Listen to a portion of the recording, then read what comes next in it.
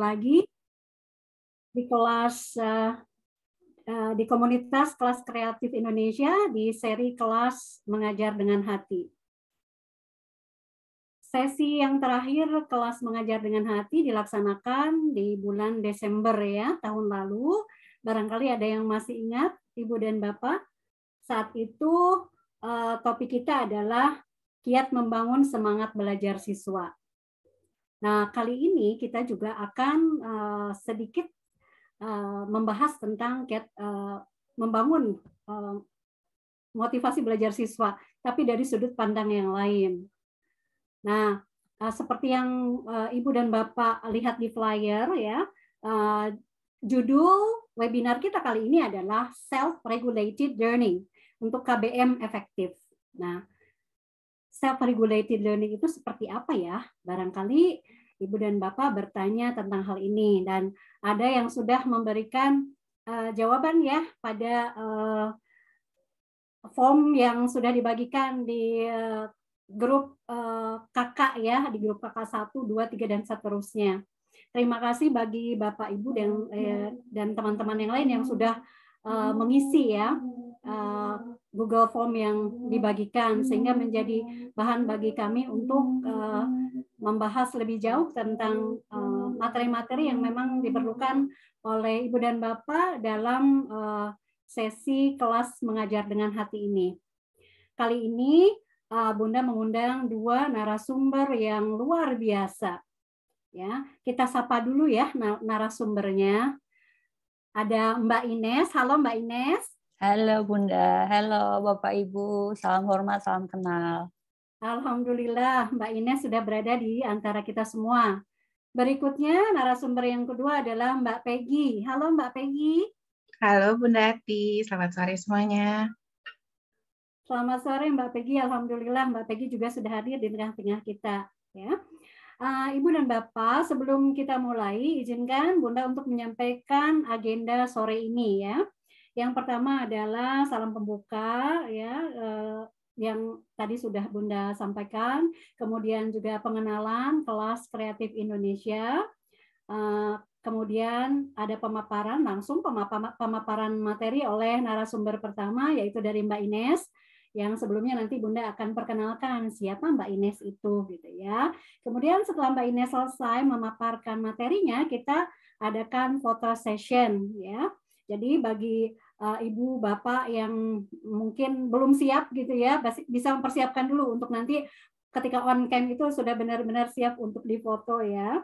Kemudian setelah foto session kita masuk ke pemaparan dari narasumber yang kedua. Ya, dan tentu saja Bunda akan membacakan CV singkat dari pemapar yang kedua. Kemudian selanjutnya kita masuk ke sesi tanya jawab. Kemudian setelah sesi tanya jawab selesai, kita akan mendengarkan pertanyaan. Setiap narasumber nanti akan memberikan pertanyaan ya. Ada 2 pertanyaan. Kenapa ada pertanyaan? Nah, pertanyaan ini akan nanti mengarah kepada door prize ya. Hari ini ada door prize untuk Ibu dan Bapak yang menyimak materi dan bisa menjawab pertanyaan yang diberikan oleh narasumber ya. Kemudian setelah itu kita masuk ke penutup. Jadi semuanya waktunya sekitar 1,5 jam ya Bapak Ibu, atau paling lambat ya 100 menit begitu ya. Bunda biasanya tidak tega kalau banyak yang bertanya tapi tidak diberi kesempatan untuk mendapatkan jawaban. Jadi biasanya Bunda suka minta izin kepada Dan untuk mundur 10 menit gitu ya. Jadi maksimal 100 menit supaya tidak mengganggu weekend Ibu dan Bapak ya. Dan sebelum kita mulai ke pengenalan kelas kreatif Indonesia, Bunda ingin mengingatkan kepada para peserta, mohon di rename ya namanya dengan 1 nomor kakak ikutnya kakak grup berapa, misalnya kakak 1, kakak 2, kemudian spasi nama ya, kemudian spasi nama lembaga atau di underline ya, pakai nama lembaga, misalnya kakak 1 strip Susan, strip SMA 2 Bandung. Seperti itu ya, supaya kita saling mengenal, ada di kakak berapa sih tetangga sebelah ini gitu misalnya ya Bapak Ibu, atau bahkan ada di kakak yang sama tapi tidak saling kenal, baru kenal ketika webinar ini. Baiklah, kita masuk ke bagian yang kedua yaitu pengenalan kelas kreatif Indonesia. bagi yang mengikuti kakak ya di grup WhatsApp grup kakak pasti sudah tahu betul ya kakak itu seperti apa. Nah, baiklah bagi yang baru bergabung, izinkan Bunda untuk sedikit memaparkan tentang komunitas pendidik kelas kreatif Indonesia, yaitu sebuah personal learning community ya, di mana learning partners-nya adalah guru-guru, dosen, dan pemerhati pendidikan, di mana pemerhati pendidikan juga ada di antaranya mahasiswa S1, S2 maupun S3. Pada tahun 2008, komunitas kelas kreatif ini sudah mulai diinisiasi oleh Pak Dadan, tapi saat itu namanya adalah Education Development Project, yang kemudian 10 tahun kemudian berubah menjadi kelas kreatif, dan baru di tahun 2020 berubah namanya menjadi Komunitas Pendidik Kelas Kreatif Indonesia, di mana motonya adalah connect, learn, share, collaborate, inspire, dan empower. Dan visi dari komunitas ini adalah salah satunya adalah menjadi sebuah sarana pengembangan profesional secara informal, berbasis kolaborasi untuk educator saling berbagi, berdiskusi, belajar, dan berkembang bersama. Jadi kita di sini sama-sama belajar, sama-sama sharing ya, Ibu Bapak. Dan diharapkan individu yang terlibat ya di dalam kelas kreatif ini bisa menjadi lifelong learner yang dapat melakukan refleksi terhadap praktik mengajar masing-masing, kemudian melakukan riset ya terhadap teori, strategi, dan metode pembelajaran yang kreatif, inovatif, dan interaktif, dan juga mengimplementasikannya di kelas ya, karena tujuan akhirnya adalah untuk menghasilkan sebuah kelas yang menginspirasi bagi para siswa-siswinya. Kemudian selanjutnya ada tim leadership dan tim manajemen kelas kreatif ya. Jadi ada tim kecil dan tim besar. Tim kecilnya terdiri dari 10 orang seperti Ibu Bapak bisa baca nama-namanya. Kalau Bunda bacakan satu-satu kelamaan ya. Nah, di sebelah kanannya itu ada tim besarnya. Ibu Bapak pasti sudah kenal, pernah ketemu pada saat webinar ya. Jadi banyak ya yang membantu di tim manajemen kelas kreatif ini. Selanjutnya kita lihat bahwa komunitas kelas kreatif Indonesia ini memiliki learning partner sejumlah 5.117 orang ya, yang terdiri dari guru, dosen, pengajar kursus, praktisi, dan pengamat pendidikan. Lumayan besar ya anggotanya, learning partners-nya.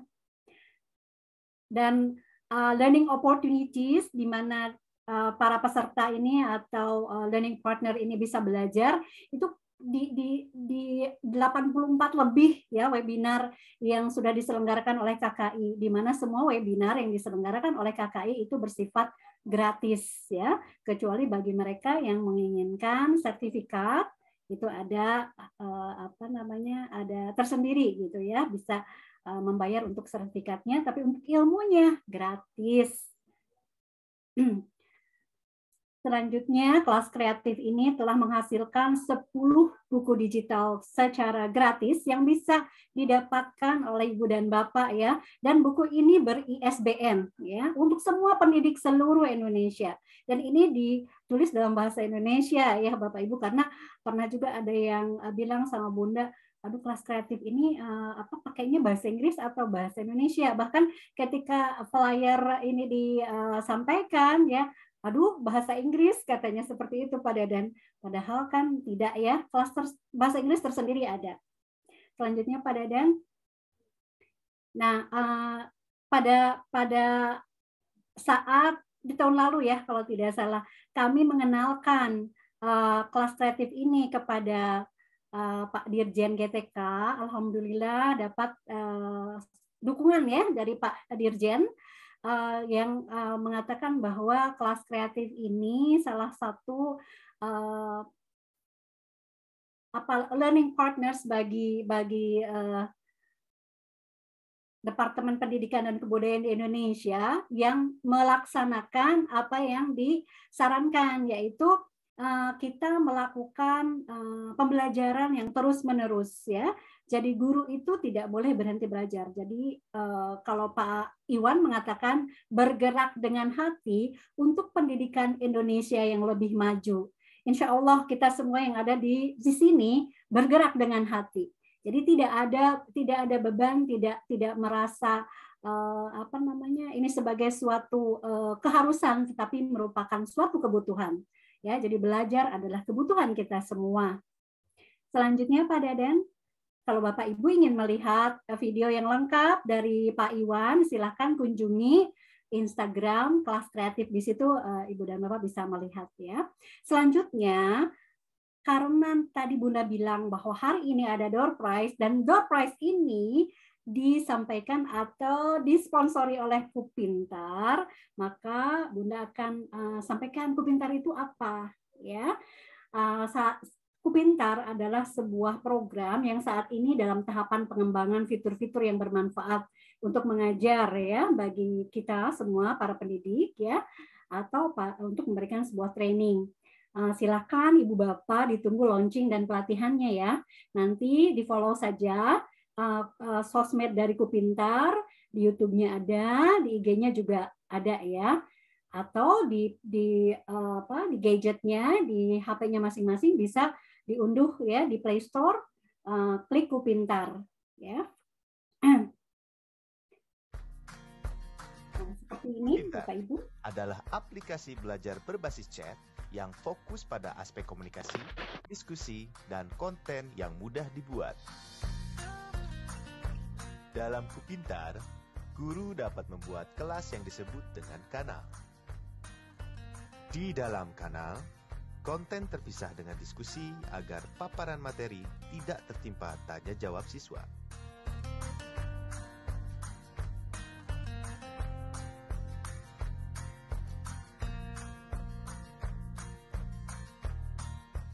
Empat alasan kenapa Bapak Ibu rekan guru harus segera beralih ke Kupintar. Pertama, Kupintar bisa langsung diunduh dan digunakan secara gratis dengan fitur lengkap. Kedua, Kupintar dilengkapi fitur-fitur yang diperlukan dalam proses belajar dan berdiskusi secara daring.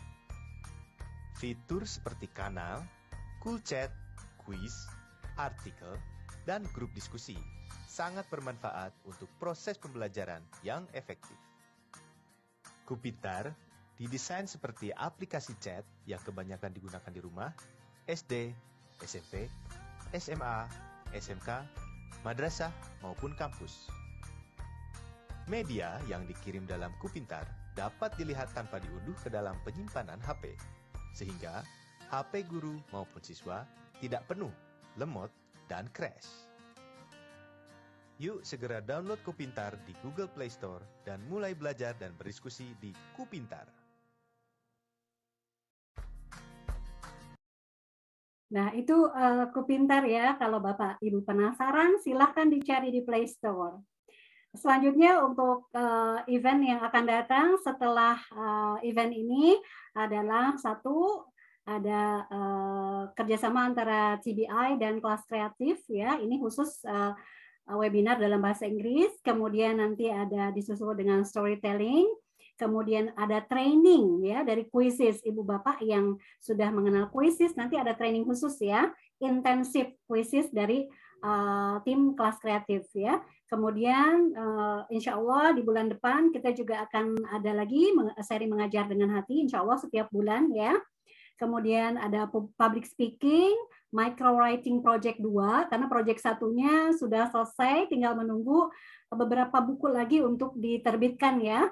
Kemudian ada seri mengajar dengan hati yang nanti mungkin lebih intens lagi. Nah, untuk door prize hari ini ya, Ibu Bapak bisa melihat nih di screen-nya kan, itu apa ya kira-kira? Nah, yang pasti kelihatan itu ada tumbler ya dari Kupintar dan juga ada t-shirt ya. Kemudian juga ada buku ya yang ditulis oleh Bu Jezi Eka sebagai salah satu tim ya manajemen dari Kelas Kreatif. Bukunya berjudul Pendidik Asyik gitu ya. Penasaran kan seperti apa isinya? Mudah-mudahan di antara Ibu dan Bapak ada yang mendapatkan door prize ini. Ya, demikianlah pengenalan tentang kelas kreatif Indonesia. Kita masuk ke sesi yang berikutnya adalah sesi pemaparan dari narasumber yang pertama, yaitu dari Mbak Ines. Bunda ingatkan sekali lagi, mohon di-rename ya. Di-rename dengan kakak, ya, strip, kemudian nama, strip, institusi, supaya kita saling mengenal, ya, Ibu Bapak. Nah, sebelum kita ke Mbak Ines, izinkan dulu Bunda untuk share screen untuk memperkenalkan Mbak Ines itu siapa ya? Ya, oke, kita coba baca di sini kurikulum vitae singkat dari Mbak Ines ya. Loh, kok di situ namanya Puji Astuti, Bunda?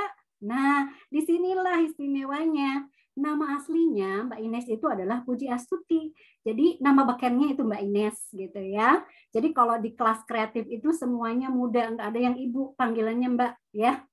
Nah, Mbak Ines ini menyelesaikan S1-nya di Universitas Negeri Semarang, kemudian S2-nya di Universitas Pendidikan Indonesia, dan S3-nya di University of Rochester yang ada di New York, US ya. Dan saat ini Mbak Ines menjadi dosen di Universitas Negeri Semarang dari mulai tahun 2008.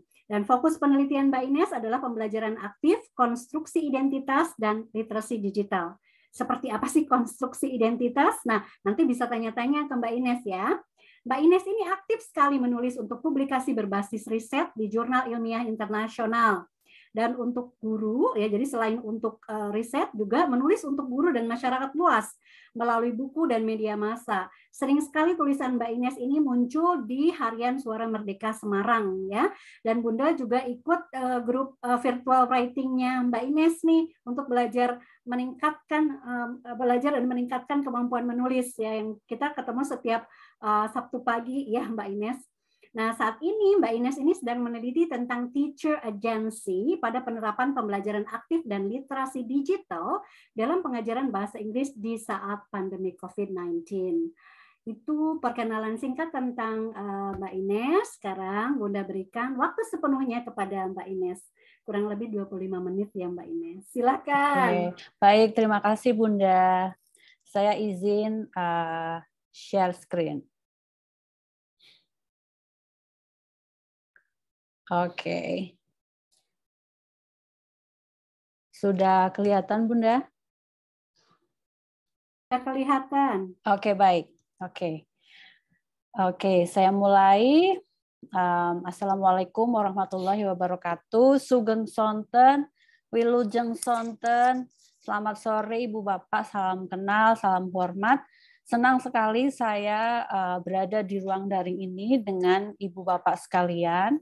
Saya ucapkan terima kasih dan saya sampaikan apresiasi yang tinggi untuk komunitas kelas kreatif Indonesia untuk dedikasi dan komitmennya untuk pendidikan di negara kita tercinta. Thanks for having me, Pak Dadan, Bunda Ati, Bu Peggy, dan seluruh manajemen kelas kreatif. Terima kasih pengenalannya Bunda Ati.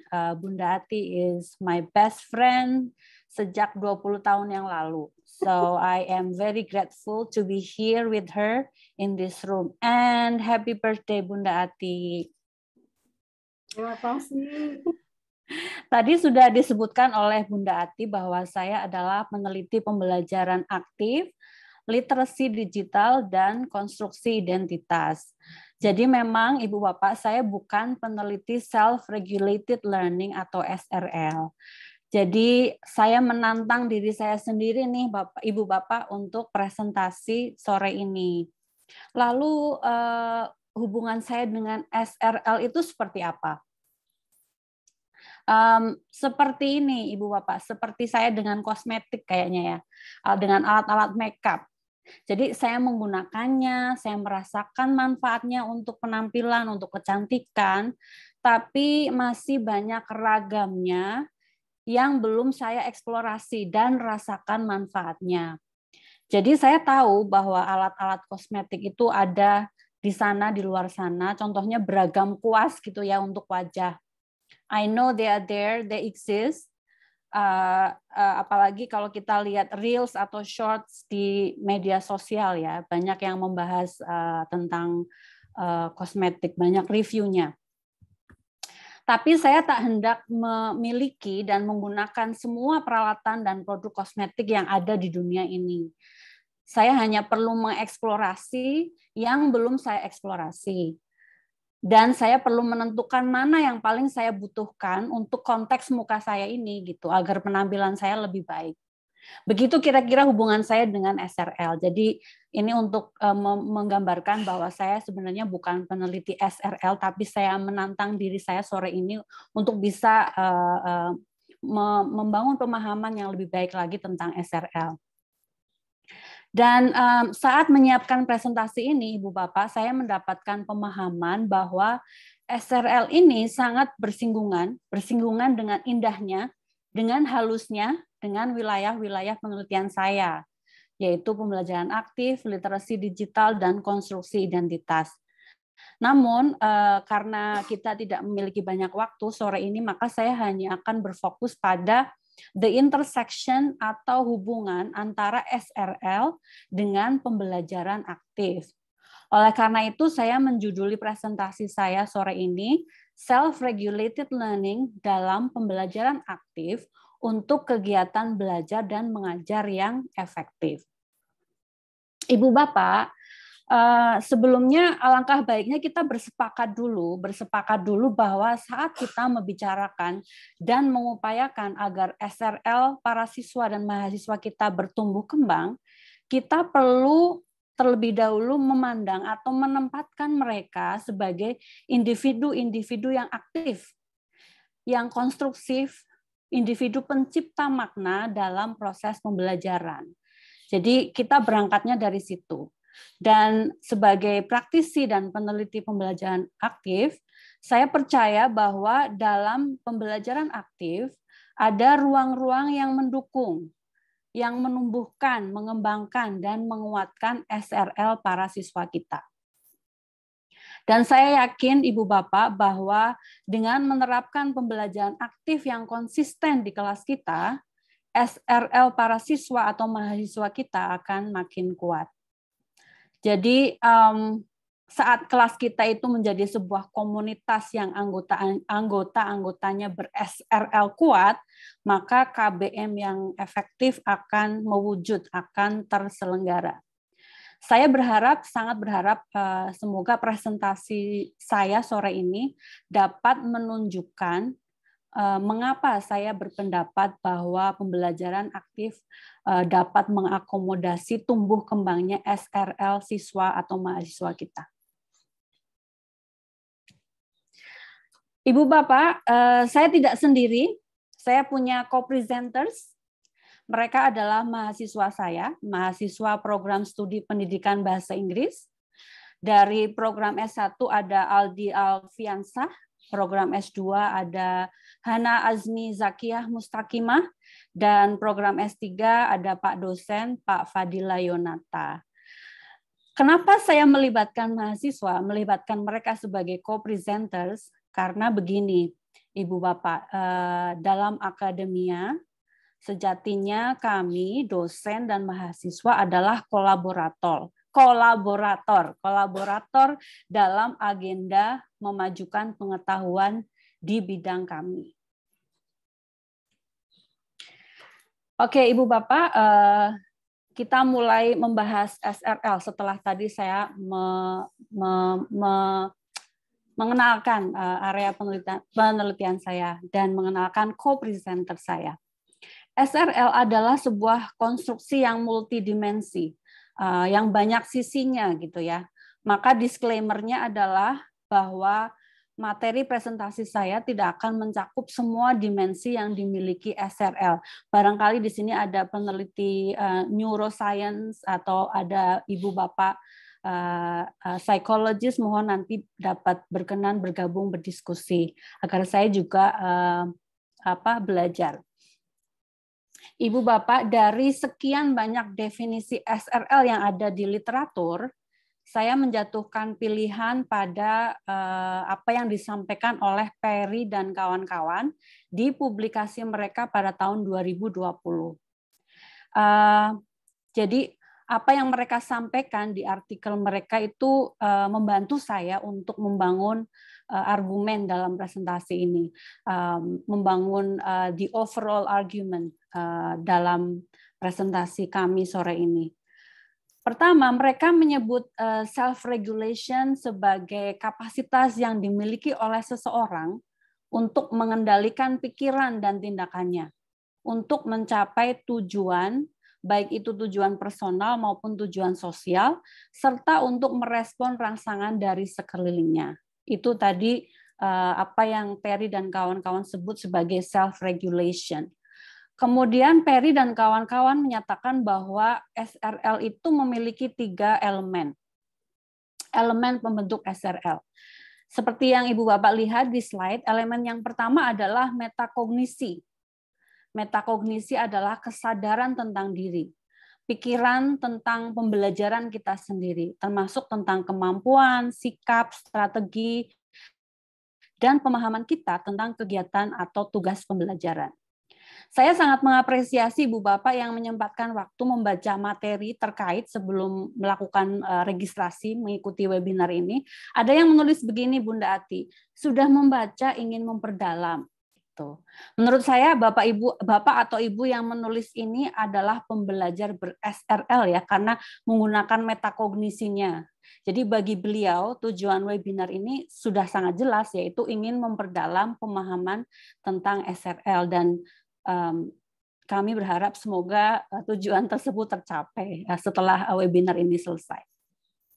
Ibu Bapak, elemen yang kedua adalah motivation for learning, motivasi untuk belajar, yaitu kesediaan kita untuk bertahan dalam situasi yang menantang atau membuat kita tidak nyaman. Kita tetap bertahan karena kita tahu ada kebaikan dan manfaatnya untuk diri kita sekarang atau diri kita ke depan. Dan Bunda Ati, kita lihat betapa peserta webinar kita juga menunjukkan motivasi mereka ya, karena ada yang tengah meneliti tentang SRL.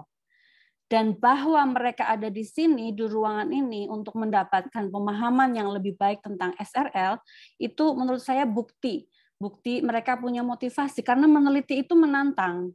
I know because I am a researcher myself. Jadi saya apresiasi para peneliti SRL yang ada di ruangan ini dan menunjukkan motivasinya dengan hadir di sini. Elemen yang ketiga yaitu tindakan strategis. Tindakan strategis ini, ada yang bersuara ya. Oke, saya lanjutkan.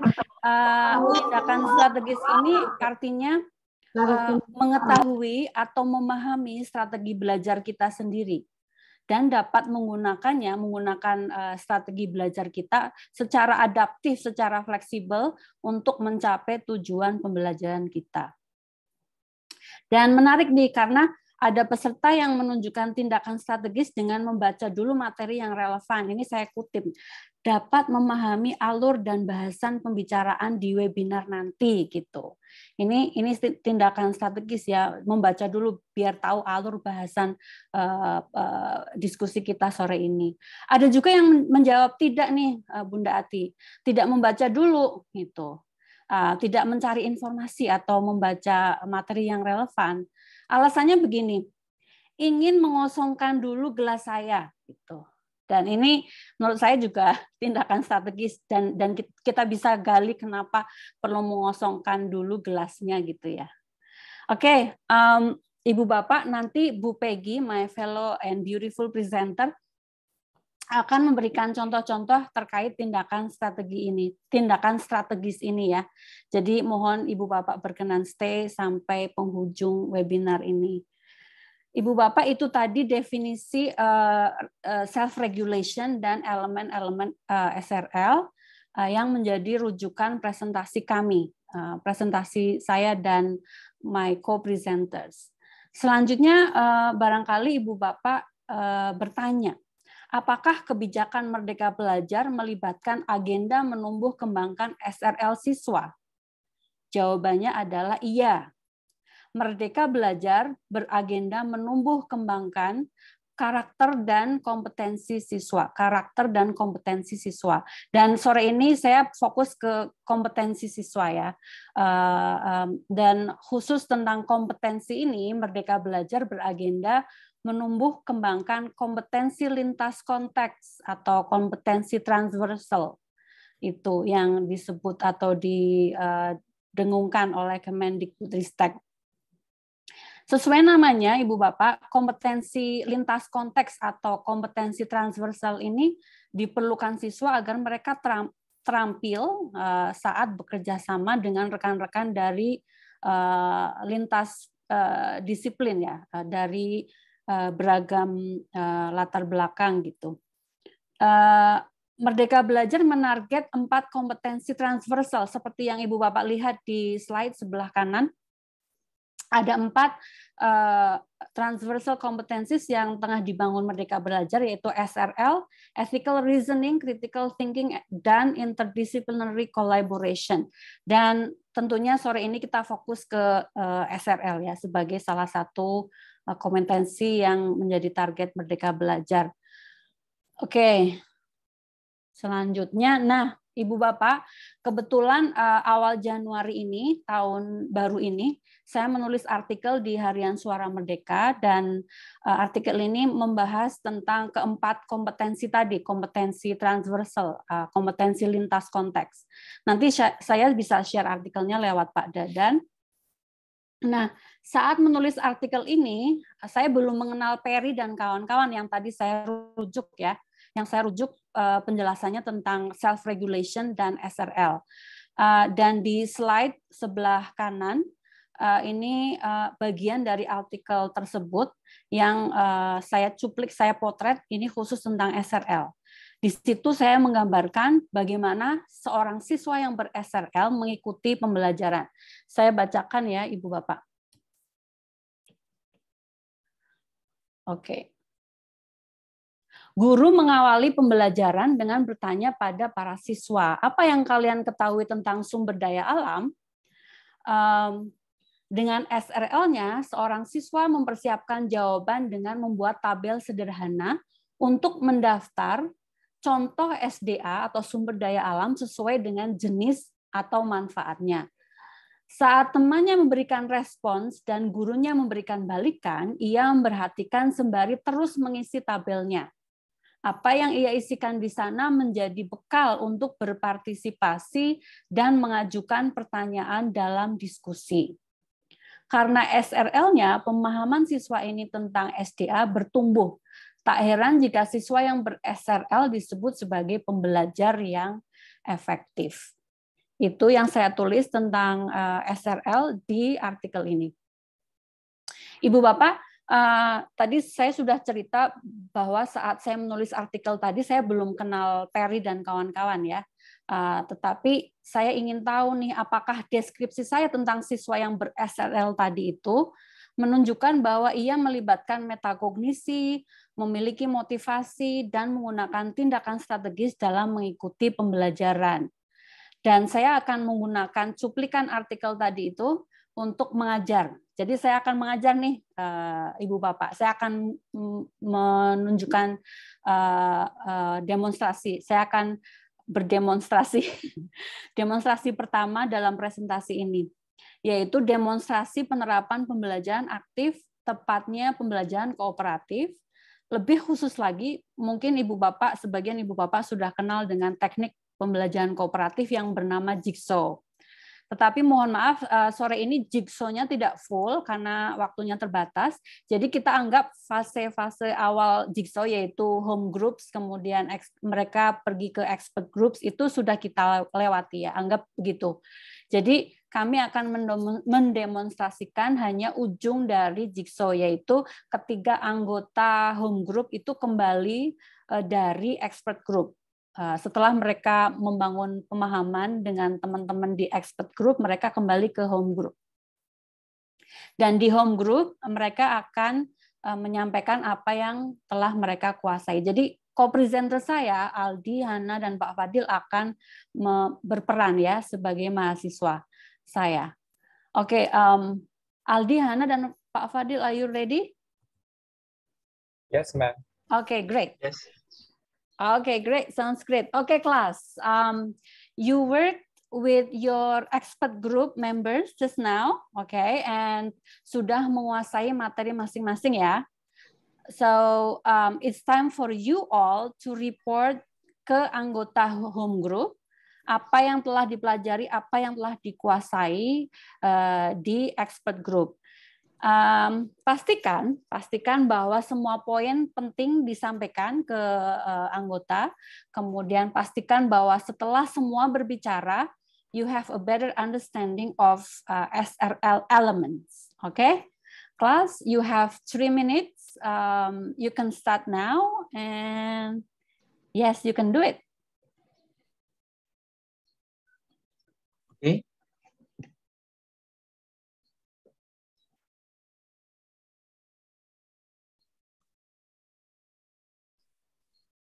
Okay, you can start. Hello, everyone. Hello. Is it? Hello. Terdengar suaranya? Halo. Ya, hello. Oh ya, sorry. Ya. Baik, pada kesempatan kali ini kami berdasarkan informasi yang didapatkan dari fase diskusi bersama expert group, yaitu bagaimana definisi dari metakognisi ini merupakan kesadaran tentang diri, tentang kemampuan sikap, strategi, dan pemahaman tentang kegiatan atau tugas yang dihadapi. Nah, ketika kita melihat cuplikan proses pembelajaran ini, kita melihat siswa sudah menerapkan tahapan metakognisi, di mana dengan latar belakang pengetahuan yang dimilikinya, ia mulai mencerna dan memproses maksud dari tugas yang diberikan, lalu menginterpretasi makna dari tugas tersebut dan merespon dengan membuat tabel sebagai hasil dari interpretasi tersebut. Bagaimana, teman-teman? Betul Mbak sekali, Hana? Pak.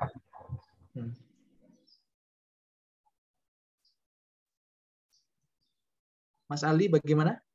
Mbak Hana? Betul sekali, Pak Fadil. Di sini saya juga melihat bahwa siswa tersebut menggunakan SRL dalam pembelajarannya. Bagaimana terkait dengan motivasinya?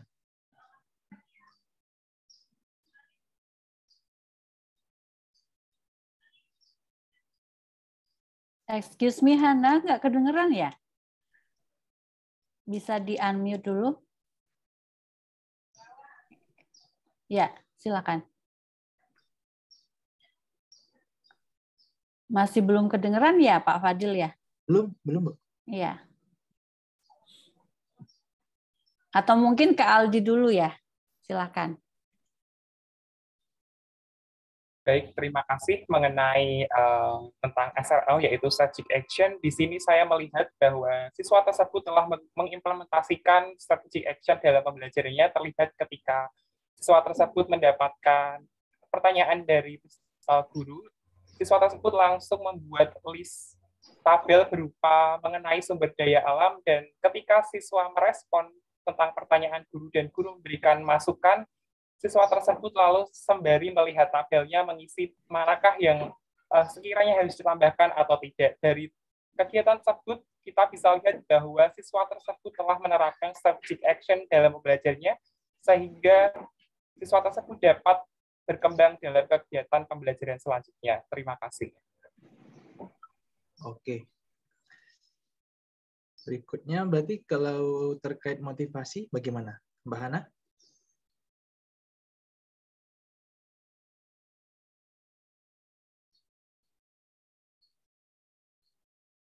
Masih ada gangguan suara ya, Pak Fadil ya, Hana ya? Iya. Halo? Iya. Oh ya, kedengeran, silakan. Sudah. Ya, mohon maaf semuanya.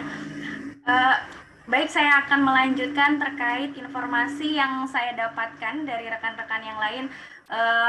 saya tentu dapat menyimpulkan bahwa dari gambaran di samping tentu ada motivasi siswa untuk belajar, di mana kita bisa melihat adanya keinginan individu mereka untuk terlibat dan aktif dalam pembelajaran, juga adanya rasa kepemilikan atau feeling of ownership mereka terhadap aktivitas pembelajaran, di mana kita bisa melihat dari awal sampai akhir siswa ini mempersiapkan segalanya. Mereka memiliki strategi khusus untuk menyelesaikan sebuah kasus, tentu juga mereka menyiapkan self feedback mereka untuk diskusi lanjutan. Seperti itu, terima kasih. Oke, baik. Berarti dapat kita simpulkan dari cuplikan pembelajaran ini, 3 elemen dari SLR diterapkan ya. Dimulai dari metakognisi, di mana siswa menentukan tabel adalah salah satu strategi yang pas untuk digunakan. Berikutnya juga motivasi untuk terus mengikuti pembelajaran, ya, dan serta ada strategic action untuk terus mengikuti proses pembelajaran yang lebih efektif dan aktif. Begitu, Ibu. Oke, thank you. Thank you Pak Fadil, Hana, dan Aldi. Oke, Ibu Bapak, demikian demonstrasinya bagaimana mahasiswa saya mempelajari elemen SRL melalui jigsaw, ujung jigsaw ya, di mana mereka bekerja dalam home group setelah mereka mempelajari elemen SRL yang mereka diskusikan di kelompok expert begitu. Nah, menurut Ibu Bapak, apakah kegiatan pembelajaran tadi, walaupun ada gangguan ya, kita tadi menyaksikan bersama ada gangguan audio, apakah kegiatan pembelajaran tadi menumbuh kembangkan SRL mahasiswa saya? Apakah jigsaw adalah ladang subur berseminya SRL? Itu silakan Ibu Bapak dapat memikirkan dan menuliskan jawabannya di chat box atau nanti kita diskusikan saat Q&A. Oke, baik Ibu Bapak, selanjutnya saya juga ingin menggunakan presentasi ini untuk berefleksi. Saya ingin mengetahui apakah perkuliahan yang saya ampu menumbuh kembangkan SRL dalam diri mahasiswa. Apakah elemen-elemen SRL itu yaitu metakognisi, motivasi, dan tindakan strategis terjalin dalam KBM di perkuliahan saya. Dan my co-presenters, teman-teman mahasiswa akan membantu refleksi ini. Harapan saya adalah ini bukan testimoni, tapi refleksi kolaborasi. Mudah-mudahan ada balikan dari mahasiswa agar integrasi SRL di perkuliahan saya ke depan makin terasa dan bermakna. Oke, kita mulai dari Aldi. Aldi adalah peserta perkuliahan Theories and Principles in TEFL semester lalu. Silakan Aldi. Baik, terima kasih Mem Puji, dan saya di sini setelah mengikuti pembelajaran bersama Mem Puji, saya merasa bahwa Mem Puji telah memberikan kesempatan bagi mahasiswa untuk menumbuhkan SRL dalam diri mahasiswa melalui mata kuliah ini, yaitu Theories and Principles in TEFL. Sebagai contoh, saya ambil dalam kegiatan pembelajaran mengenai exploration of approaches and method of language teaching. Dalam kegiatan tersebut, mahasiswa dibagi menjadi beberapa kelompok beserta materi yang harus mereka diskusikan. Lalu, mahasiswa merespon dengan mengisi discussion forum dalam e-learning UNES, yaitu ELENA, untuk menyampaikan pendapat masing-masing. Lalu, di minggu ke depan, minggu selanjutnya, Mem Puji memberikan feedback mengenai apa yang telah kami diskusikan. Di sini saya sangat merasa senang karena Mem Puji telah memberikan mahasiswa kesempatan untuk berpikir kritis dan berpikir aktif dalam pembelajaran. Namun demikian, Mem Puji juga memberikan feedback mengenai apa yang telah kami lakukan, sehingga kita juga merasa bahwa, oh, memang kita merupakan pembelajaran aktif yang selalu dikontrol agar pembelajaran selalu terarah. Begitu. Jadi saya sangat senang mengenai pembelajaran dengan SRL ini. Terima kasih. Oke, baik. Terima kasih. 3 menit lagi ya. Berapa Bunda? Maaf. 3 menit lagi. Oh, 3 menit. Oke, baik. Selanjutnya silakan Hana. Baik, refleksi saya terhadap mata kuliah khususnya Assessment in English Language Teaching ini tentunya saya merasakan bahwa dosen kami Mempuji melibatkan beberapa elemen yang membuat kami termotivasi untuk aktif dalam pembelajaran, di mana diantaranya terdapat students voice, kemudian choices, ada pula tantangan, dan juga ada collaborative activities. Salah satunya yakni student choices, di mana kami tidak dibatasi oleh hanya satu buku bacaan, tetapi kami diberikan kebebasan untuk mengeksplor dan mencari sendiri tentang topik terkait, contohnya sewaktu itu tentang teacher's misconception, di mana kami diberikan satu panduan utama, tetapi kami juga diberikan kesempatan untuk mengeksplor dan mencari sendiri mengenai topik terkait dari artikel dan jurnal yang berkotasi lainnya. Seperti itu. Thank you, Hana. Terakhir, Pak Fadil silakan, mata kuliah Literacy Education, program S3. Baik, terima kasih. Saya mengikuti mata kuliah Literacy Education yang diampu oleh Ibu Puji. Ya, pada pertemuan pertama, mengenalkan kepada kami tentang literasi baru, yang mana saya pribadi istilah ini sangat masih baru ya. Setelah pertemuan pertama, kami diberikan beberapa artikel untuk dibaca agar lebih menyelami apa itu literasi baru. Yang saya paling ingat ada dua artikel, yaitu dari Noble and Landshare, yaitu tahun 2014, yang terkait tentang ethos di dalam literasi baru, dan juga artikel atau chapter dari Karantis and Cope tahun 2012, yang membandingkan antara literasi lama, ya, old and new. Nah, seluruh artikel yang diberikan menjadi informasi awal ketika kami seluruh mahasiswa ya ketika memasuki kelas memiliki metakognitif atau mungkin informasi awal yang sama, sehingga ketika kita mendiskusikan suatu topik itu bisa lebih efektif dan juga lebih maksimal, bisa memahami apa yang akan dibicarakan di pertemuan tersebut. Oke, thank you Pak Fadil. Oke, Ibu Bapak, karena waktu terbatas, maka saya akan skip demonstrasi berikutnya terkait bagaimana pembelajaran kooperatif itu memiliki dimensi sosial. Saya skip bagian ini. Oke, saya langsung ke refleksi saya sendiri. Terima kasih co-presenters. Saya langsung ke refleksi saya sendiri, yaitu dengan menjawab pertanyaan yang saya ajukan sendiri dan juga akan saya jawab sendiri setelah mempelajari SRL ini. Oke, baik. Saya percaya bahwa there is no single best way to teach. Tidak ada satu cara terbaik untuk mengajar. Fokus dan penekanan saya pada pembelajaran kooperatif pada presentasi ini tidak berarti bahwa saya menganggapnya sebagai metode pengajaran terbaik. Saya berfokus pada pembelajaran kooperatif dan mencoba memahami hubungannya dengan SRL. Sekali lagi saya akan menutup presentasi saya dengan menjawab dua pertanyaan ini. Pertanyaan yang pertama, mengapa SRL dalam pembelajaran kooperatif dapat membantu pencapaian KBM yang efektif? Jawaban saya adalah bahwa pembelajaran kooperatif menyediakan ruang, memberikan kesempatan pada siswa atau mahasiswa untuk berinteraksi dan berpartisipasi. Dan interaksi dan partisipasi ini terstruktur sedemikian rupa sehingga individu mahasiswa terdorong untuk meregulasi pembelajarannya sendiri, dan mereka bersama teman-temannya meregulasi pembelajaran bersama untuk mencapai tujuannya. Dan saya percaya KBM yang efektif adalah KBM yang kegiatan-kegiatannya membelajarkan siswa dan membantu mereka mencapai tujuan pembelajaran. Dan pertanyaan yang kedua, mengapa menumbuh kembangkan SRL melalui pembelajaran kooperatif adalah manifestasi mengajar dengan hati. Saya menggunakan tindakan strategis untuk bisa menjawab pertanyaan ini, yaitu dengan meminjam pernyataan dari Bain di publikasinya tahun 2004. Dia bilang, teaching occurs only when learning takes place. Pengajaran itu terjadi hanya ketika pembelajaran berlangsung. Pengajaran itu tidak ada ketika pembelajaran tidak terjadi, tidak berlangsung.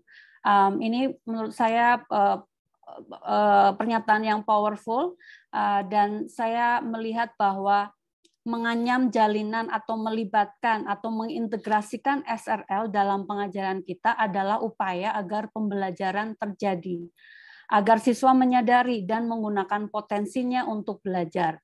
Karena siswa dan mahasiswa harus take the ownership of their learning and become the best version of themselves as individuals and as learners. Menurut saya, itu adalah manifestasi dari mengajar dengan hati. Jadi mahasiswa mengambil kepemilikan atas belajarnya sendiri sehingga kemudian mereka menjadi versi terbaik dirinya sebagai individu dan sebagai pembelajar. Okay, co-presenters, do you have anything to say before we close our session? Kami ingin mengucapkan terima kasih kepada panitia dan juga para peserta yang hadir ya telah diberikan kesempatan. Terima kasih, Bu. Oke, thank you. Ibu Bapak, ini referensi yang kami gunakan dan semuanya akan saya sampaikan atau kirimkan kepada Dan. Thank you, terima kasih. Mari mengajar dengan hati. Waktu saya kembalikan ke Bunda Ati. Terima kasih Mbak Ines, luar biasa ya. Ternyata SRL ini adalah manifestasi dari kegiatan mengajar dengan hati. Wah, sebetulnya masih ingin mendengarkan ya. Sayang sekali waktunya pendek ya. Mungkin nanti akan ada seri berikutnya ya, Mbak Ines. Biasanya kalau ada rasa penasaran itu biasanya ada usulan dari peserta untuk diadakan lanjutan dari ini ya, seperti yang pernah terjadi sebelumnya. Sekali lagi terima kasih banyak Mbak Ines dan co-presenter lainnya ya.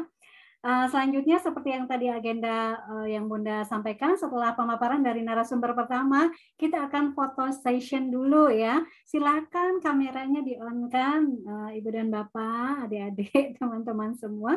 Silakan di-on-kan dulu. Nanti Bunda dibantu nih sama Pak Dadan dan teman-teman yang lain untuk memotretnya. Silakan. Ya, sudah siap Ibu dan Bapak? Ya. Pak Dadan, mangga Pak Dadan di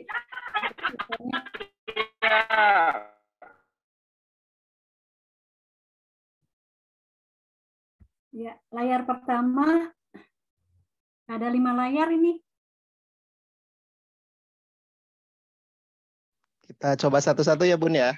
Ya. Oke, Bapak Ibu silakan berikan senyum terbaiknya. Ini sore-sore loh. Semangat ya semuanya.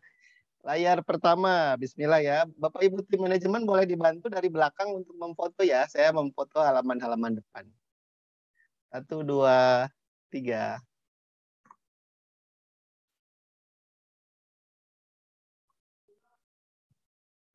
Oke, masih lanjut. Maaf ini Bunda manual ini. Ya, nggak apa-apa. Halaman 2.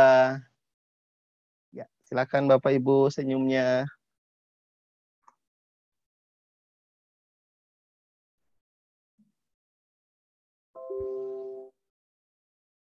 Oke.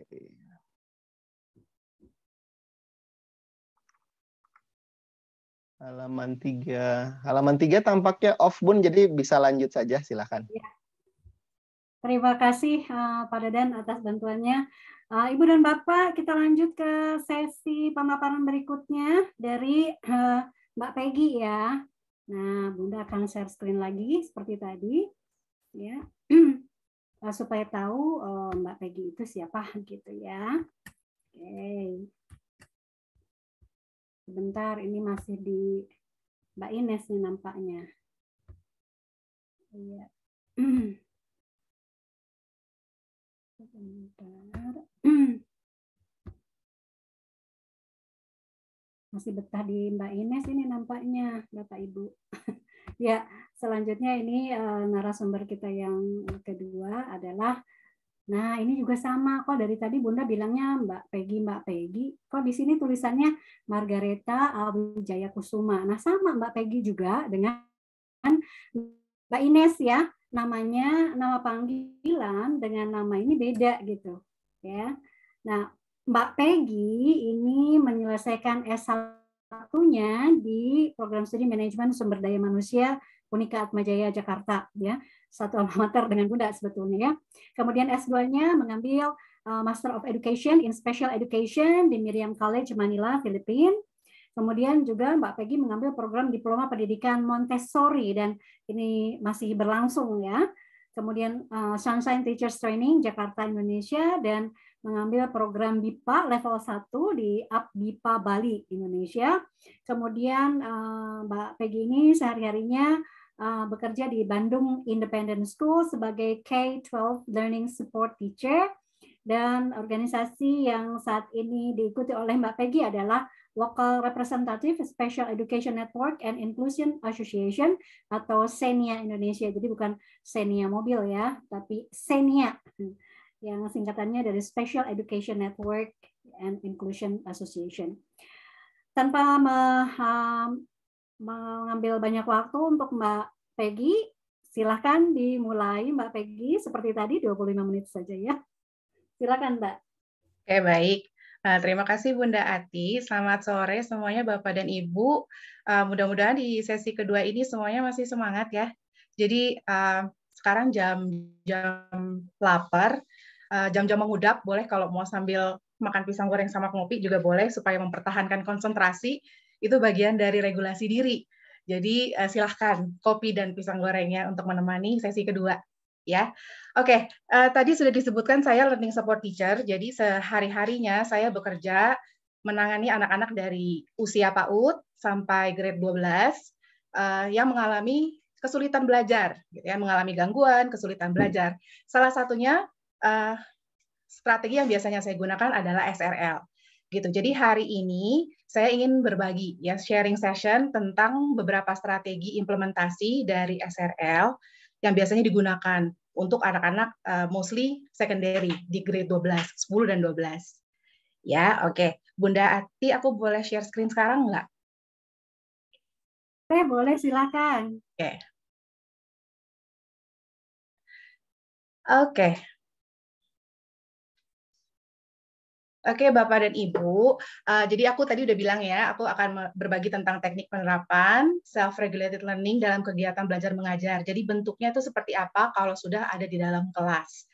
Gitu. Jadi aku mau memberikan ilustrasi gambar. Bapak Ibu bisa lihat ada gambar, ini sebenarnya bukan endorse ya. Jadi ada iklan yang kebetulan bisa menggambarkan apa itu regulasi diri dalam belajar. Jadi ekspektasi versus realita. Regulasi diri itu sebenarnya adalah proses mengelola keadaan atau kondisi diri atau kondisi yang terjadi saat ini realita agar kembali sesuai dengan ekspektasi. Itu regulasi diri dalam belajar. Jadi kalau kita lihat dari gambarnya itu, ekspektasinya itu anak itu maunya belajar, tapi realitanya adalah anaknya malah main sosial media, ya, main Pinterest, main Instagram, Twitter. Itu berarti tidak sesuai dengan ekspektasi. Harus diintervensi dengan regulasi diri. Ya, jadi intinya regulasi diri dalam pembelajaran adalah mengembalikan kondisi yang tidak sesuai dengan ekspektasi agar kembali ke jalurnya. Seperti itu. Lalu kenapa sih kok bisa ada kondisi keadaan yang tidak sesuai dengan ekspektasi? Karena ada faktor-faktor yang mendisrupsi, ada faktor-faktor yang mengganggu. Faktor seperti apa aja yang mengganggu?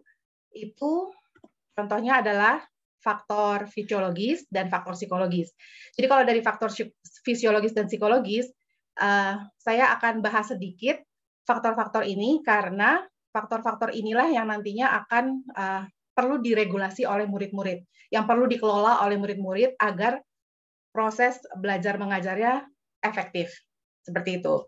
Ya, jadi kalau misalnya dari segi fisiologisnya, panca inderanya itu harus berfungsi dengan baik, keadaan jasmaninya, terus faktor kelelahan juga, gitu-gitu harus diregulasi supaya mereka bisa mempertahankan konsentrasi ketika mereka belajar, gitu. Kalau secara psikologis itu bisa dari kecerdasan siswa, bisa dari bakat, bisa dari minatnya dan motivasi. Itu yang harus kita regulasi, motivasinya biasanya. Kalau anak-anak grade 12 itu biasanya masalah-masalah mereka antara berantem sama teman sebaya, putus pacaran, itu mempengaruhi proses belajarnya mereka gitu. Jadi itu kita harus bantu meregulasi emosinya mereka dan motivasinya mereka. Gitu. Kalau faktor eksternal berarti faktor di luar diri mereka atau faktor di luar kekuatannya mereka. Gitu. Jadi saya ambil ada 3, ada lingkungan sekolah, ada keluarga, dan ada faktor lain-lainnya, faktor non-sosial. Jadi kalau faktor lingkungan sekolah, itu misalnya kurikulum. Kurikulum mempengaruhi proses belajar. Gaya mengajar gurunya, gitu. Banyak sekali murid-murid yang datang ke saya, komplainnya atau masalahnya curhatnya adalah nggak cocok sama gurunya, nggak cocok dengan gaya mengajar gurunya, atau dengan suasana sekolah, hubungan dengan teman sebaya, dan sarana dan fasilitas sekolah juga mempengaruhi. Kalau dari keluarga, ekspektasinya mereka bisa belajar dengan tenang di rumah, tapi suasana rumahnya tidak mendukung. Misalnya keluarganya sedang ada konflik, sehingga tidak bisa memberikan tempat atau memfasilitasi anaknya untuk belajar di rumah dengan tenang. Itu berarti anaknya harus meregulasi dirinya, misalnya mencari tempat lain, mungkin belajar di rumah temannya, belajar lebih lama di sekolah, itu cara dia meregulasi dirinya.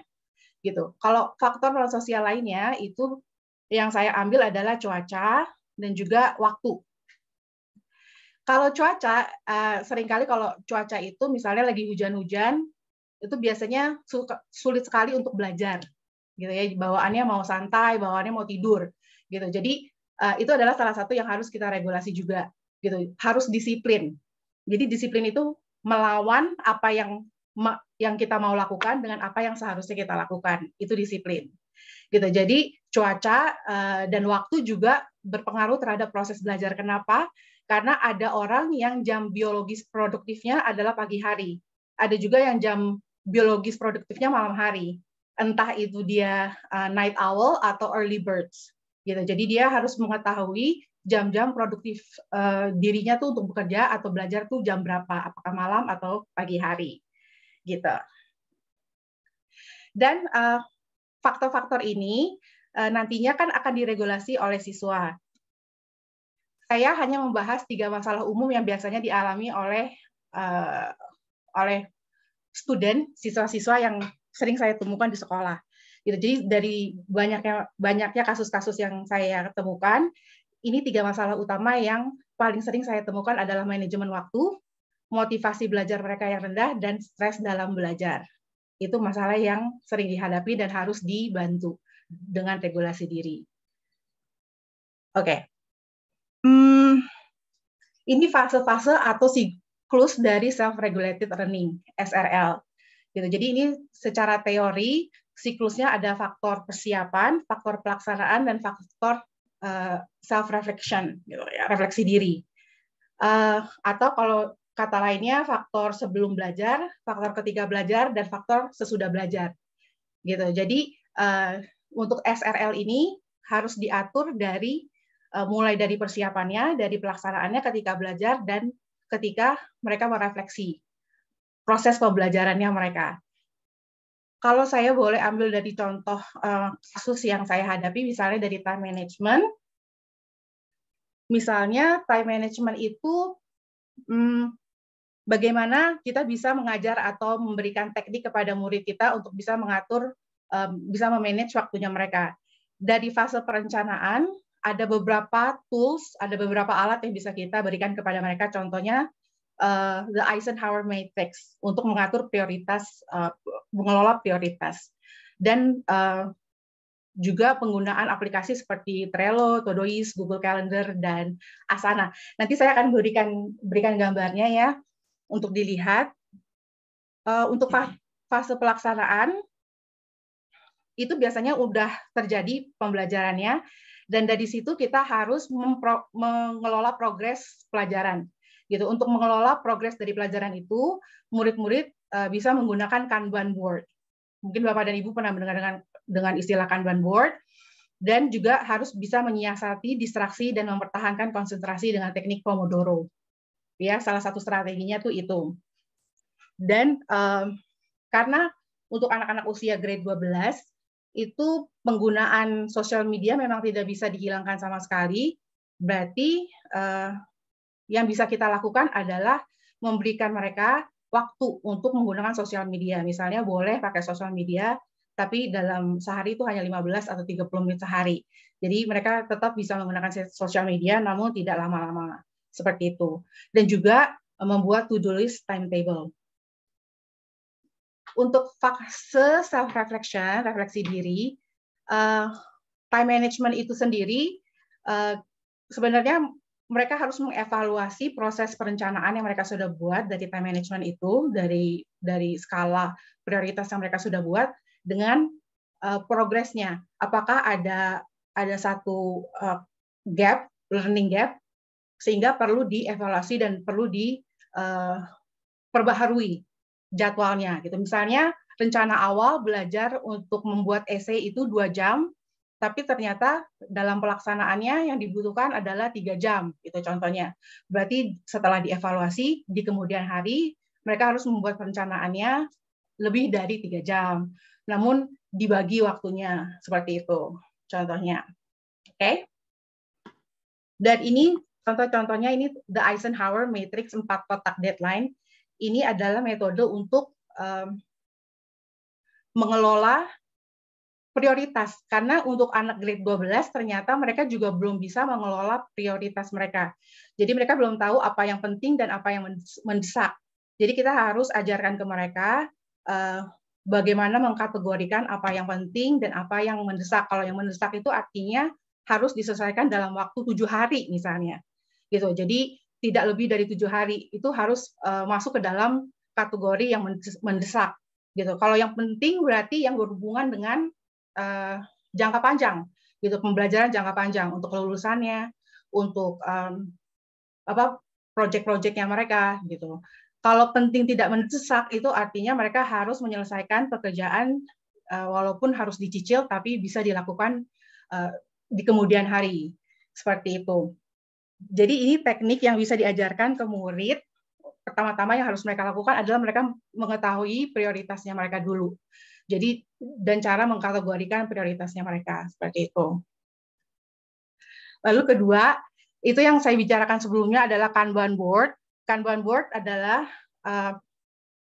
untuk mengelola progres project. Jadi untuk mengetahui apa yang mereka seharusnya lakukan, apakah mereka sudah sejauh mana, sudah berapa persen mereka sudah selesai melakukan proyek itu. Jadi ada proyek yang masih dalam proses pelaksanaan, in progress, dan apa yang sudah selesai. Gitu. Sebenarnya Kanban board ini sudah ada dalam aplikasi, jadi mereka nggak usah membuat secara manual. Karena sekarang anak-anak sekarang warga digital, jadi mereka tidak perlu menggunakan manual ya untuk membuat Kanban board. Gitu. Dan the Pomodoro Technique, kalau Bapak dan Ibu pernah dengar the Pomodoro Technique, itu adalah sebenarnya teknik untuk meminimalisasi distraksi, gitu. Jadinya untuk dan mempertahankan fokus, gitu. Jadi untuk belajar biasanya kita kasih interval waktu, misalnya 30 menit belajar fokus tanpa gangguan, lalu di 5 menit istirahat dalam 4 interval. Seperti itu. Misalnya 2 jam kita bagi dalam 4 set seperti itu. Jadi anaknya tetap bisa mempertahankan fokus walaupun tidak belajar selama 2 jam berturut-turut seperti itu. Oke. Selanjutnya untuk motivasi belajar yang rendah. Pertama untuk perencanaan kita harus mengetahui minat tugasnya dulu, interestnya dari murid ini itu apa. Jadi motivasi itu biasanya anak-anak kehilangan motivasi karena tidak ada interest dengan pelajarannya, mungkin juga tidak cocok dengan fasilitasnya, tidak cocok dengan gaya pengajaran gurunya dan lain-lain. Berarti dari fase perencanaan kita harus tahu gaya belajarnya, kita harus tahu minat tugasnya, interestnya itu seperti apa. Dari situ kalau misalnya mereka masih belum termotivasi, kita ajarkan mereka untuk merencanakan goal jangka panjang. Gitu. Di jangka panjangnya kamu mau apa? Lalu mereka bisa membuat papan motivasi atau vision board. Gitu. Ketika pelaksanaan, mereka harus memonitor diri mereka agar mereka tetap menentukan gaya belajarnya. Mereka tahu, mengenal diri mereka, mengenal gaya belajar mereka seperti apa, dan mereka juga tahu suasana, waktu yang cocok untuk mereka belajar itu yang seperti apa, dan kalau misalnya mereka nggak cocok dengan gurunya, contohnya mereka bisa mendapatkan informasi dari tempat lain gitu. Kita kasih tahu ke mereka bisa lewat perpustakaan atau bisa menggunakan learning platform lainnya seperti Khan Academy, Ruang Guru dan lain-lainnya gitu. Ataupun mereka juga bisa belajar bersama teman dan make sure juga untuk mempertahankan motivasi mereka harus istirahat yang cukup gitu. Dan untuk merefleksi dari proses perencanaan itu, dari proses peningkatan motivasi itu harus dilihat dari mereka bisa menganalisa kepuasan dirinya mereka. Jadi dari program yang sudah mereka buat, dari perencanaan yang mereka sudah buat, dan pelaksanaannya, apakah mereka puas dengan hasil yang mereka peroleh, gitu? Apakah mereka harus mengadaptasi waktunya atau mengadaptasi gaya belajarnya, gitu. Jadi fase refleksi itu juga merupakan bagian dari proses untuk meningkatkan motivasi mereka sendiri, seperti itu. Lalu untuk stres belajar, sekarang banyak kasus stres anak-anak exam anxiety atau kegelisahan ujian. Jadi mereka sebelum ujian itu udah belajar 2 jam, tapi setelah ujian mereka blank. Mereka nggak bisa mengerjakan tugasnya dengan baik, gitu. Karena ada faktor anxiety, kegelisahan. Kalau kegelisahannya masih ringan, mereka masih bisa mengatasi dengan mekanisme coping. Tapi kalau mereka anxiety-nya atau kegelisahannya sudah sangat berat, itu biasanya mereka tidak itu termanifestasi ke dalam tubuhnya gitu. Mereka keringetan, jantungnya berdebar, terus mereka tidak bisa berpikir, blank, dan mereka tidak bisa memanfaatkan waktu yang diberikan untuk menyelesaikan examnya. Jadi perencanaannya itu adalah untuk mengatasi exam anxiety itu mencoba latihan soal ujian beberapa hari sebelumnya. Jadi gitu ada mock exam, kita berikan mock exam untuk anak ini supaya mereka bisa latihan dulu dan mereka dapat tahu kira-kira seperti apa ujiannya gitu. Jadi mereka tidak akan mengalami anxiety. Dan untuk melakukan rutinitas relaksasi sebelum ujian. Jadi sebelum ujian itu ada teknik-teknik relaksasi yang mereka bisa lakukan, pernapasan dan lain-lainnya.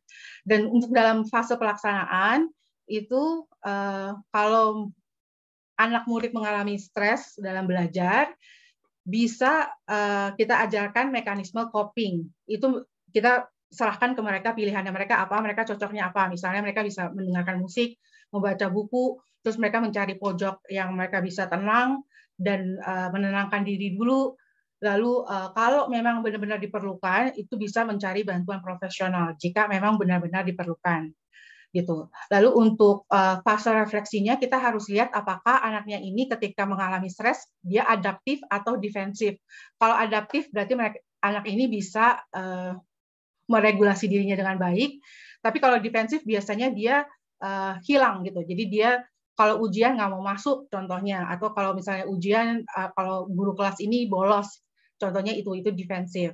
Dan refleksinya ini setelah kita mengevaluasi kita bisa menemukan triggernya dari anak ini apa, gitu. Jadi trigger dari stresnya itu apakah karena ujiannya benar-benar, atau karena dia tidak menguasai materi, atau karena dia sedang tidak enak badan karena faktor fisiologisnya. Jadi dari triggernya itu kita bisa bantu untuk mengatasi, mencarikan mekanisme copingnya seperti itu.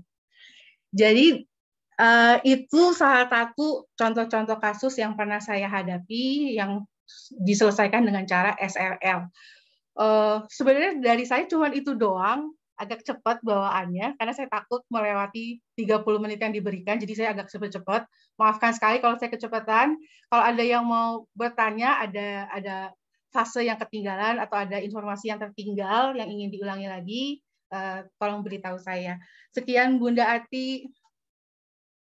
Terima kasih sekali ya. Aduh, karena Bunda mengatakan hanya 25 menit, jadi saja Mbak Peggy lari-larian ini. Mohon maaf ya Mbak Peggy. Memang juga itu kekurangan waktu, hanya memang di KKI itu kita memberi sedikit tapi betul-betul masuk gitu, itu yang diinginkan. Daripada memberikan banyak sekali tapi nggak ada yang masuk gitu ya. Ibu Bapak sekalian, tadi kita sudah menyimak pemaparan dari 2 narasumber. Yang pertama dari Mbak Ines, kedua dari Mbak Peggy.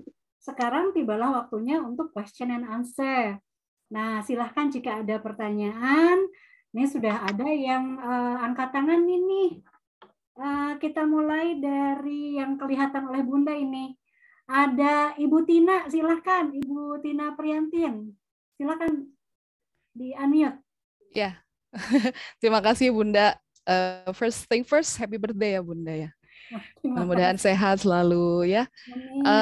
Baik, Mbak Ines juga apa kabar Mbak Ines? Kita baru bertemu lagi di sini. Mudah-mudahan masih ingat dengan saya. Masih. Iya, Mbak Ines. Iya. Mbak Ines dan Mbak Peggy ya, luar biasa. Ini saya banyak sekali dapat insights walaupun pendek, tapi insights-nya banyak sekali begitu ya. Dan itu memang kenapa saya masuk ke sini. Mungkin yang tadi disebutkan oleh Mbak Ines, saya adalah salah satu yang sedang mendalami SRL karena saya pernah mengadakan penelitian 1 kali tapi baru surface-nya saja begitu ya. Dan itu saya hubungkannya dengan peer feedback. Jadi peer feedback bagaimana meningkatkan SRL. Nah, satu saja pertanyaan untuk Mbak Ines dan satu pertanyaan untuk Mbak Peggy. Untuk Mbak Ines, tadi menarik sekali ya memberikan instruksinya kepada siswa. Nah, pertanyaan saya adalah bagaimana kita bisa mengevaluasi apakah siswa ini sudah katakanlah meningkat SRL-nya. Apakah misalnya Mbak Ines menyediakan tabel tertentu atau misalnya bentuknya seperti apa, jadi bisa mengetahui misalnya items apa yang memang bisa yang dilakukan oleh si siswa sehingga dia bisa meningkatkan faktor apanya begitu ya. Karena kan SRL itu tadi ya ada, kalau dari Mbak Ines ada 3 hal ya. Itu saja Mbak Ines yang perlu saya ingin ketahui gitu ya. Nah, untuk Mbak Peggy tadi menarik sekali yang kan saya sampai googling ini Kanban, saya baru menemukan ini dan saya kira bukan untuk siswa saya, untuk saya sendiri juga ini sepertinya harus menggunakan ini karena saya sering saya mungkin self regulated learning-nya belum keren gitu ya, dan saya juga ingin menerapkan ke siswa, harusnya ke saya dulu gitu ya yang harusnya lebih regulated begitu. Nah, pertanyaan saya mungkin ada rekomendasi karena ini saya lihat ternyata ada beberapa aplikasi ya Mbak ya. Jadi ini hanya nama umum saja ya Kanban board ini ya. Dan ada ini enggak ada rekomendasi yang biasa kalau kita kan mencarinya yang gratisan gitu ya. Dan barangkali nanti bisa diterapkan juga ke siswa karena siswa kan pasti senangnya yang gratisan gitu ya, menggunakan digital board ini gitu. Mungkin ada rekomendasi yang mana yang kira-kira bisa direkomendasikan untuk kita sebagai pengajar dan juga nanti untuk diterapkan untuk siswa. Itu saja pertanyaannya 2. Terima kasih Bunda. Terima kasih Bu Tina. Ada 2 pertanyaan, satu untuk Mbak Ines, satu untuk Mbak Peggy. Langsung saja Mbak Ines dulu. Oke, baik. Terima kasih Bu Tina.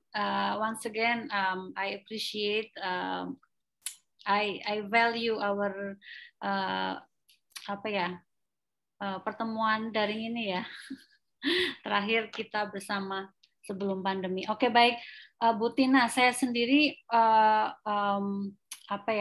perlu meningkatkan integrasi atau jalinan SRL di pengajaran saya, maka saya pikir yang jadi homework saya adalah mengintegrasi SRL secara sadar dan terencana atau deliberate gitu ya, dan menyampaikan ke mahasiswa bahwa saya tengah menjalani atau tengah membangun SRL mereka begitu. Jadi mahasiswa mengetahui. Oke. Karena dengan penerapan atau jalinan SRL yang deliberate itu, saya pikir kita juga kemudian dapat memantau tumbuh kembangnya. Yang tadi Bu Tina pakai kata evaluasi gitu ya. Dengan agenda SRL yang jelas, apakah itu untuk metakognisi, apakah itu untuk motivasi, apakah itu untuk tindakan strategis, itu saya pikir memudahkan kita untuk mengevaluasi atau melihat progresnya begitu.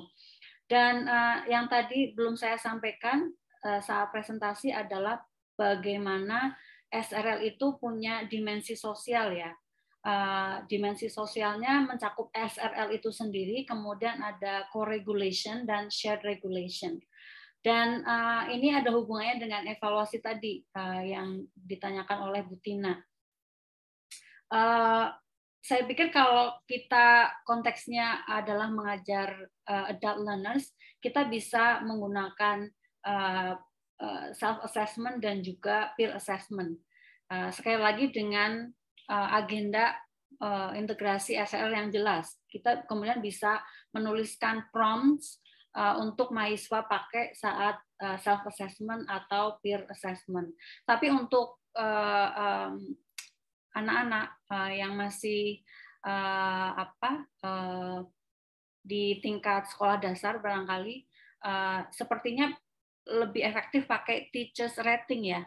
Jadi yang rating tuh gurunya, karena kalau kita ajak mereka untuk self reflection atau peer reflection, saya pikir metacognition-nya belum solid, belum siap untuk bisa mengevaluasi diri atau mengevaluasi rekan-rekannya terkait progres dari SRL mereka. Demikian Bunda, demikian Bu Tina, mudah-mudahan membantu. Terima kasih. Baik, terima kasih Mbak Ines. Sekarang ke Mbak Peggy. Oke, tadi pertanyaannya tentang aplikasi ya, Bunda Ati, tentang aplikasi tapi kalau bisa yang free gitu untuk murid-muridnya. Ya, betul. Oke, kalau aplikasi yang free itu sebenarnya yang tadi aku bilang kayak Trello, Todoist itu di dalamnya sudah terintegrasi Kanban board gitu. Jadi kalau misalnya nggak mau yang berbayar, sebenarnya bisa download aplikasi-aplikasi yang tadi untuk Kanban board-nya gitu, udah termasuk di situ jadinya. Dan juga ada di Kanban board-nya itu sebenarnya nggak usah harus melalui aplikasi, bisa juga lewat jurnal gitu. Kalau memang masih suka menulis, bisa juga ditulis di buku seperti itu progresnya. Jadi lebih manual gitu. Kalau mau gratis gitu contohnya. Seperti itu. Gitu. Menjawab tidak, Mbak? Ya, insya Allah menjawab. Oke. Terima kasih, Mbak Peggy. Sama-sama. Ya, terima kasih Bu Tina. Nanti di belakang layar saja kalau masih penasaran, karena Bu Tina tertarik untuk meneliti ini lebih jauh begitu ya. Berikutnya ada pertanyaan yang ada di chat ya. Jadi kayaknya chat dulu ya. Di chat ini dari Pak Mugits ya. Pak Mugits menanyakan apakah ada perbedaan antara SRL, SDL, dan autonomous learning. Sepertinya ini sama, tapi apakah ada perbedaannya? Barangkali ini kan pernah juga Bunda menanyakan ya tentang hal ini. Jadi Bunda langsung saja ke Mbak Peggy karena pada saat itu Mbak Peggy yang menjawab. Silakan Mbak Peggy. Karena penanya kedua yang di chat itu langsung ke Mbak Ines gitu. Jadi yang ini untuk Mbak Peggy aja. Oke, SRL dan SDL, self-directed learning ya Bunda ya. Betul. Jadi self-directed learning. Self-directed learning itu sebenarnya 11-12 sama gitu. Tapi saling berhubungan, bukannya sama, saling berhubungan. Jadi kalau misalnya untuk bisa memiliki kemampuan, keterampilan SDL itu atribut, karakteristik orang. Jadi kalau siswa itu sudah memiliki karakteristik yang baik, SDL yang baik, dia harus sudah melalui proses regulasi yang baik. Gitu. Jadi kalau dia bisa mendirect dirinya sendiri, bisa mengatur pola dirinya sendiri, pola belajar dirinya sendiri, berarti dia sudah sukses melewati regulasi belajar. Gitu. Jadi hubungannya di situ, perbedaannya di situ antara SRL dan SDL. Autonomous juga sama. Itu kan berarti dia memiliki kontrol, kendali terhadap proses belajarnya. Jadi kegiatan belajarnya, tujuan belajarnya apa, strategi belajarnya seperti apa, itu dia sudah paham dengan gaya belajarnya dia sendiri, gitu. Jadi berhubungan antara tiga itu, tapi ada perbedaan, connected but not identical, gitu. Jadi saling berhubungan, gitu. Cukup jelas nggak Ibu? Ya, jadi tiga istilah ini berhubungan tapi tidak identik, gitu ya. Jadi kalau kembar itu tidak identik begitu ya Mbak Peggy. Betul. Karena kalau seperti tadi Mbak Peggy bilang, SDL itu adalah atribut, tapi dia harus sudah melalui dulu regulasi belajarnya sendiri, begitu ya. Betul. Ya, Bunda kira ini bisa dipahami oleh Pak Mugits ya. Sekarang Bunda masuk ke yang bertanya langsung nih. Ada Bu Ainul, silahkan Bu Ainul. Yang angkat tangan, ya. Silahkan Bu Ainul. Terima kasih Bunda Ati. Salam kenal, saya dari Bengkalis, Riau. Saya bersama teman saya nih sebenarnya berdua. Iya, maaf tadi saya ada keperluan jadi baru join ya beberapa ini. Cuma tadi saya menangkap bahwa ada SRL ya, Self Regulated Learning ya. Bagaimana manajemen diri anak untuk belajar begitu ya Bu intinya ya Bunda. Betul. Oke, baik. Pertanyaan saya tujukan kepada siapa saja. Cuma saya mungkin ingin sharing lah mungkin ya, bukan sharing, ingin curhat lah ya. Ini kasusnya begini, siswa saya SRL-nya sangat rendah sekali gitu ya. Bahkan kayaknya sudah dibimbing, dibina itu mereka apa ya, motivasinya mungkin karena pengaruh keluarga ya. Karena siswa saya itu kasusnya kebanyakan tuh anak-anak suku Aki. Bunda kenal suku Aki? Baru dengar malah. Baru dengar ya? Asli, saya orang apa ya, orang-orang primitif gitu. Ya. Jadi 30% siswa saya orang seperti itu. Kalau di Banten itu Baduy barangkali ya? Ya hampir-hampir seperti itulah Bunda. Jadi sudah kita dekati, sudah misalnya nggak sekolah selama beberapa hari nggak sekolah gitu kan. Udah kita dekati, udah kita seperti anak sendiri, kita belai rambutnya, kita tanya kenapa gitu kan sebagainya. Cuma permasalahannya mungkin ada keluarganya yang ya namanya suku Baduy ya, jadi banyak yang tidak berpendidikan orang tuanya, kemudian hidupnya pun jauh dari agama lah begitu Bunda ya, nggak teratur gitu kan, orang tuanya berjudi dan sebagainya, begitulah kayak broken home gitu. Jadi berpengaruh kepada semangat belajar siswa. Sebenarnya dia pintar gitu. Bagaimana cara kita mengarahkan dia supaya dia memiliki SRL tuh Bunda? Jadi siswa seperti itu sangat apa ya, sebenarnya pintar gitu ya. Karena dia kan nelayan ya, mungkin sering mengkonsumsi ikan, proteinnya tinggi banget, terus ya hari-hari itu konsumsinya. Pintar-pintar anaknya Bunda, cuma dia tidak punya SRL sama sekali gitu. Kita bimbing, kita ajak ke arah sana pun kayaknya ketika itu seperti mau pulang rumah hilang lagi gitu. Terima kasih Bunda, itu saja. Terima kasih Bu Ainul. Wah, challenge-nya tinggi sekali ya Bu Ainul ya. Dalam situasi yang Bu Ainul hadapi. Ini nampaknya ke praktisi langsung aja nih, ke Mbak Peggy. Ya, ke Mbak Peggy dulu, nanti saya nambahkan sedikit. Ya, secara teori ya. Silakan Mbak Peggy.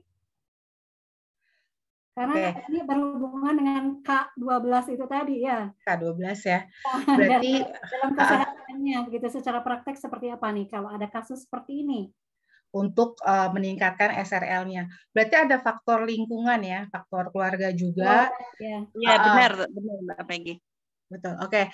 Berarti kalau dalam faktor keluarga itu sebenarnya kita juga harus melihat apakah kita harus mengintervensi di lingkungan keluarganya. Karena kita juga sebagai edukator, kita memiliki kewajiban untuk melindungi anak. Seperti itu kan. Jadi kalau kebutuhan dasarnya itu tidak rasa aman, nyaman di rumah, itu tidak terpenuhi, berarti kita harus melakukan intervensi di keluarganya. Gitu. Kalau untuk meningkatkan SRL-nya, berarti kita memberikan fasilitas gitu. Jadi kita memberikan fasilitas mungkin tempat untuk dia belajar gitu ya. Kita menyediakan tempat dia untuk belajar atau fasilitas-fasilitas lainnya yang bisa kita bantu gitu untuk dia belajar gitu. Karena yang menjadi masalah isunya adalah lingkungan keluarga. Berarti kita meregulasi lingkungan keluarganya itu. Kalau memang tidak bisa di rumah, selain di rumah di mana ya dia bisa belajar gitu. Selain di rumah, apakah dia bisa, tadi yang aku bilang, bisa ke rumah temannya nggak sih gitu. Bisa nggak sih dia belajar di sekolah atau mungkin kalau di rumah gurunya nggak boleh ya. Mungkin ya atau di tempat-tempat yang sudah disiapkan, mungkin kelas gratis contohnya gitu. Seperti itu. Tapi sebagai guru memang kita harus selalu mensupport, mendukung, mencari jalan supaya anak ini tetap dibantu gitu, tetap bisa difasilitasi gitu supaya proses belajarnya tetap berjalan walaupun keadaan lingkungannya tidak mendukung gitu. Jadi kita cari solusinya tentang lingkungannya, dia gimana ini, dari lingkungannya kita tarik keluar seperti itu gitu. Dari segi anaknya sendiri sebenarnya udah cerdas kan kata Ibu ya tadi ya sebenarnya. Jadi iya, berarti hanya masalah lingkungannya saja yang perlu kita bantu gitu. Gitu dari saya, Bu. Ya, terima kasih Mbak Peggy. Pertanyaan yang mirip-mirip seperti ini juga pernah ditanyakan di sesi sebelumnya, di mana narasumber juga sama memberikan saran, ya yang harus dikatakan diregulasi adalah sekolahnya, lingkungan pendidikannya, karena lingkungan ini sangat berpengaruh gitu terhadap siswa, karena siswanya sendiri kan seperti yang tadi disampaikan itu memiliki kecerdasan yang baik. Hanya faktor lingkungan, apalagi keluarga gitu ya, yang dekat sekali dengan anak ini yang menyebabkan SRL-nya tidak jalan. Jadi seperti yang tadi Bu Peggy, Bu Ainun sampaikan, kecerdasan anak ini kurang didukung dengan keluarga karena mereka mungkin kurang pendidikan, maksudnya keluarganya kurang pendidikan. Seperti tadi Mbak Peggy sampaikan, itu ya kita bisa intervensi karena ini untuk masalah pendidikan anak-anak mereka begitu ya. Mbak Ines mau menambahkan, silahkan. Oke, thank you. Pertanyaannya bagus ya tadi ya, rekan pendidik dari mana tadi? Maaf Bunda. Riau. Ya, dari Riau. Jadi Riau, Mbak. Ya, barangkali yang perlu kita perlu kita pahami adalah SRL itu sudah ada di diri kita gitu. SRL itu bahkan sudah ada sebelum siswa masuk ke pendidikan formal. Kalau saya ngebayanginnya kayak biji yang sudah ada di bawah tanah gitu. Jadi sudah siap tumbuh gitu. Yeah. Jadi tinggal kita mengupayakannya sehingga kemudian keluar dari tanah, tumbuh dan berkembang begitu. Ada satu kalimat di artikelnya Perry yang bilang gini, self-regulation is a developmental process and can be learned. Artinya bisa dipelajari. So students who struggle in this area can experience improvements over time. Artinya SRL-nya akan berkembang seiring dengan berjalannya waktu. Di sini ditulis lagi and with support, artinya dengan support dari orang-orang sekelilingnya. Dan ada satu slide yang tadi belum saya tampilkan itu tentang social dimensions of SRL. Jadi bagaimana SRL itu bisa tumbuh ketika siswa berinteraksi. Jadi kalau ibu punya satu siswa yang kelihatannya SRL-nya menonjol, maka kita upayakan agar dia bisa menularkannya ke teman-teman sekelasnya begitu. Karena saya percaya ketika satu siswa yang ber-SRL kuat kemudian berinteraksi dengan mereka yang masih harus bekerja keras untuk SRL-nya tumbuh, maka itu akan menular. Tentunya guru perlu berperan di situ sehingga ada interaksi antara mereka. Dan saya percaya pembelajaran aktif bisa mengakomodasinya. Terima kasih, Bunda. Terima kasih. Boleh nambah bertanya ini Mbak Peggy? Sedikit, kenapa ya SRL anak-anak putra, siswa putra itu kok sangat rendah sekali gitu, bahkan tidak ada. Kebanyakan yang nampak SRL-nya itu yang putri begitu. Pertanyaannya adalah apakah ada hubungan SRL dengan gender gitu ya Bu ya? Berarti sebenarnya tidak ada hubungannya sih kalau SRL dengan gender, karena SRL itu sebenarnya memang dari pola asuh juga. Tadi faktor-faktor yang tadi Ibu. Jadi kalau datang dari keluarga pola asuhnya sudah diajarkan regulasi diri yang baik, di sekolahnya juga didukung, sebenarnya laki-laki atau wanita sama aja sih gitu. Jadi tidak ada hubungan SRL dengan gender sih Ibu gitu. Jadi itu kebanyakan laki-laki ya Bu ya. Oh iya. Iya, kebanyakan laki-laki nih nggak bisa diatur. Mungkin ada faktor kultural juga nggak, budaya, karena laki-laki mungkin lebih dibebaskan gitu, anak perempuan lebih di rumah gitu, mungkin juga gitu. Tapi sih seharusnya tidak ada perbedaan berdasarkan gender untuk pengaturan diri, regulasi diri gitu. Iya, Bunda boleh nambahin dikit? Mangga, silakan. Ya, tapi ada penelitian yang menyatakan begini, boys are perceived as being less ready to engage in the self-regulating behaviors expected in the early school years. Jadi memang anak-anak yang masih SD barangkali ya, memang yang cowok-cowoknya memang lebih lebih tertinggal menurut penelitian ini gitu. Jadi yang lebih menonjol SRL-nya malah yang cewek-cewek nih. Jadi ini ya didukung oleh penelitian ini ya, apa yang terjadi dalam situasi yang dihadapi oleh Bu Ainun, ternyata juga ada data. Ya, ada yang melaporkan dari si Hutchinson, Perry, dan Sapka. Penelitian 2021. 2021, oh, baru kemarin ini ya berarti ya. Jadi situasinya memang seperti itu, kalau menurut data penelitian. Jadi mungkin sama dengan situasi yang dihadapi oleh Ibu. Ya. Selanjutnya ini Bunda mau ke chat karena masih banyak pertanyaan, masih banyak juga yang mengacungkan tangan. Izin bertanya dari. Terima kasih Bunda Ati sebelumnya. Terima kasih banyak. Bu Ainun. Ini pertanyaan dari Bu Faila Sofah ya, dari Universitas Jambi. Izin bertanya ke Bu Puji, ke Mbak Ines ya, apakah penanda bahwa siswa melibatkan metacognition mereka jika mereka mengerti dan melakukan instruksi guru dengan baik dan benar saja? Bagaimana jika mereka merespon instruksi tidak sesuai dengan permintaan guru? Ini pertanyaannya Mbak Ines. Oh, oke. Nanti barangkali Mbak Peggy bisa nambahi ya. Memang ada anak-anak yang play school gitu ya, yang kelihatannya mengikuti, tapi ternyata kalau kita telisik lebih dalam mereka kurang mengikuti alur atau proses pembelajaran. Tapi terlihat oke gitu, terlihat ada di kelas dan memperhatikan, tapi sekali lagi kalau ditelisik barangkali tidak sejauh itu apa yang dia lakukan gitu.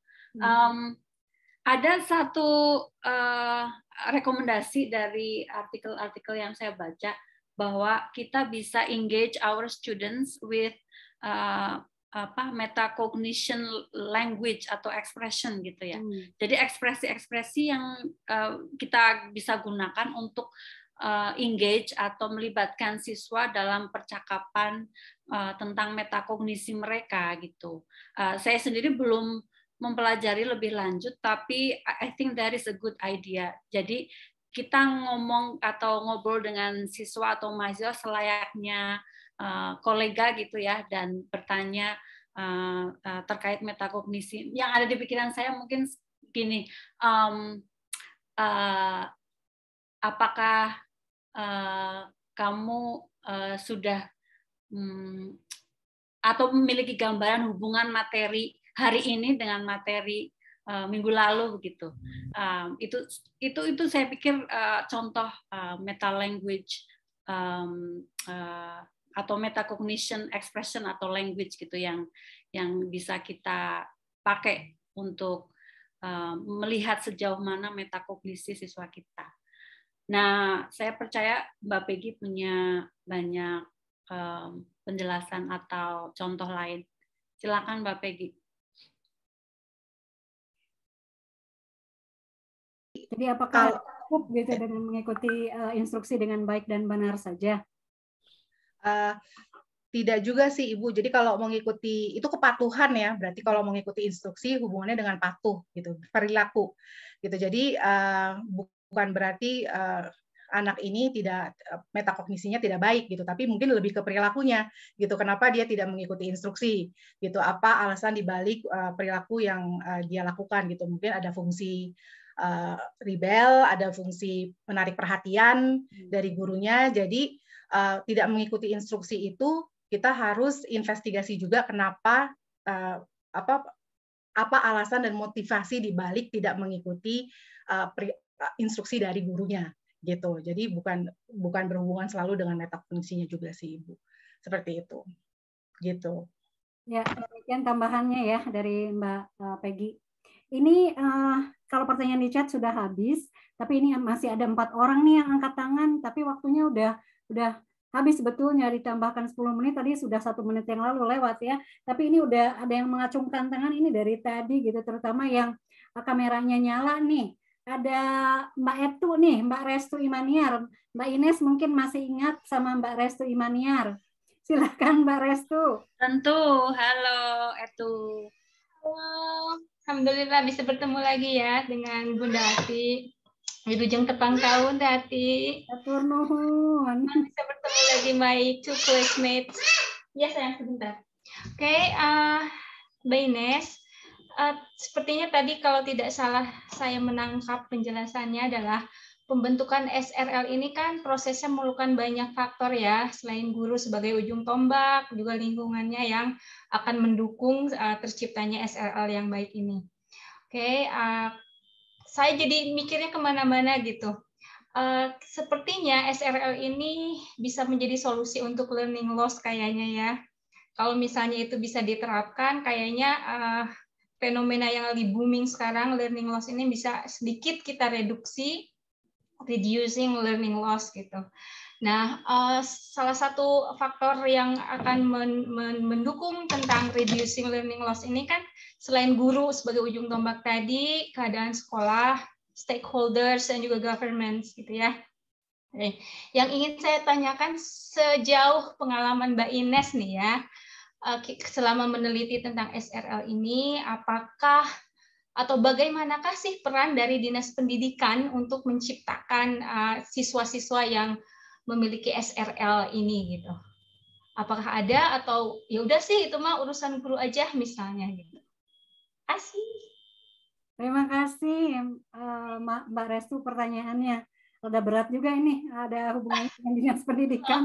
Ini Mbak Ines mangga. Ya karena tidak semua di sini guru kan ya, ada yang di Dinas Pendidikan juga. Oke, baik. Oke, pertanyaannya luar biasa. Kalau saya mungkin beda dengan sebagian besar ibu bapak yang ada di sini ya.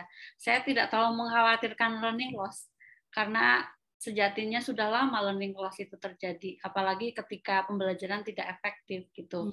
Dan saya juga nggak serk kalau ngomongin learning loss sementara bapak ibu guru kita masih perlu atau struggle untuk mengintegrasi teknologi dalam pengajarannya.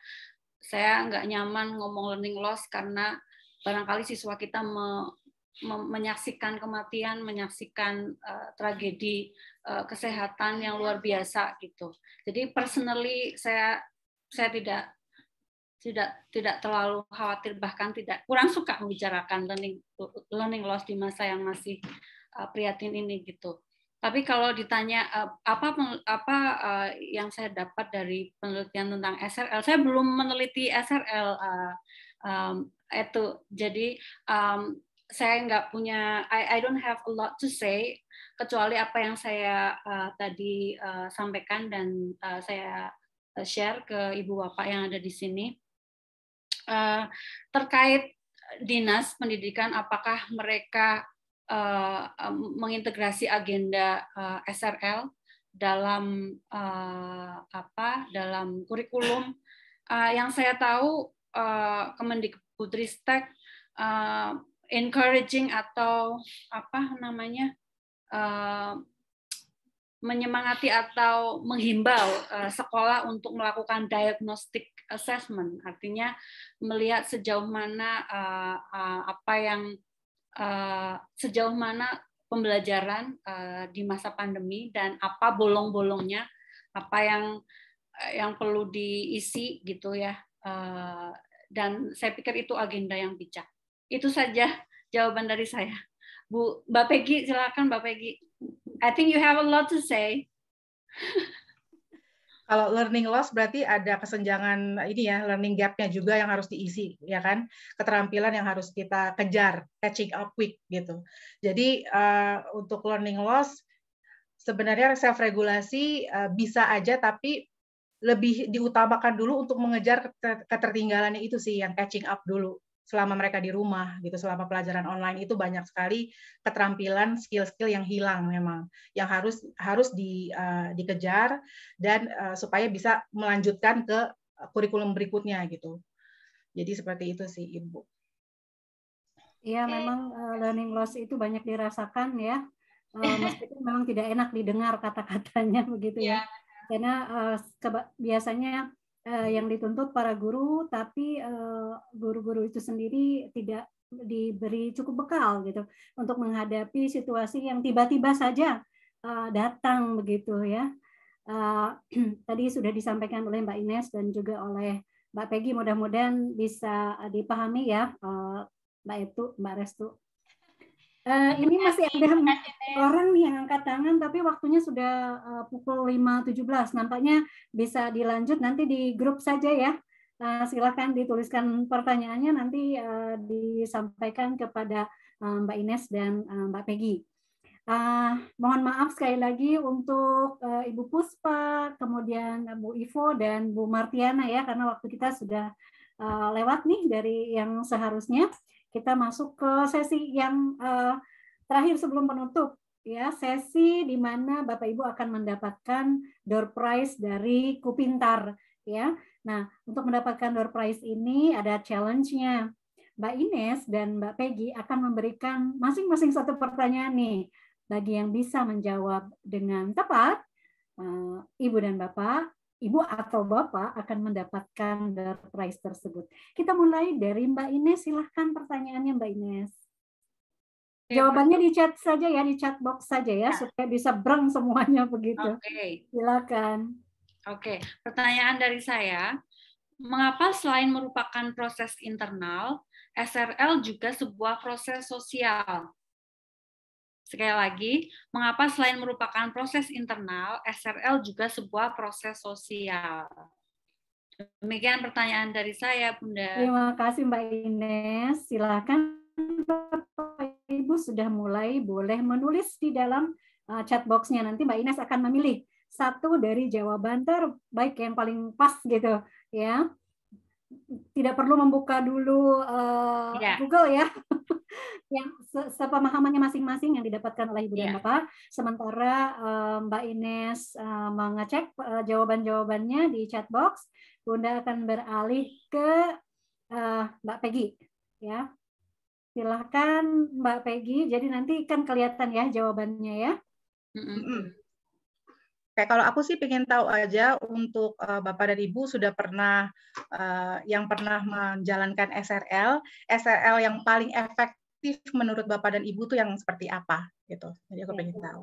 Ya, kalau Mbak Peggy akan melihat dari sudut pandang praktisinya, penerapannya.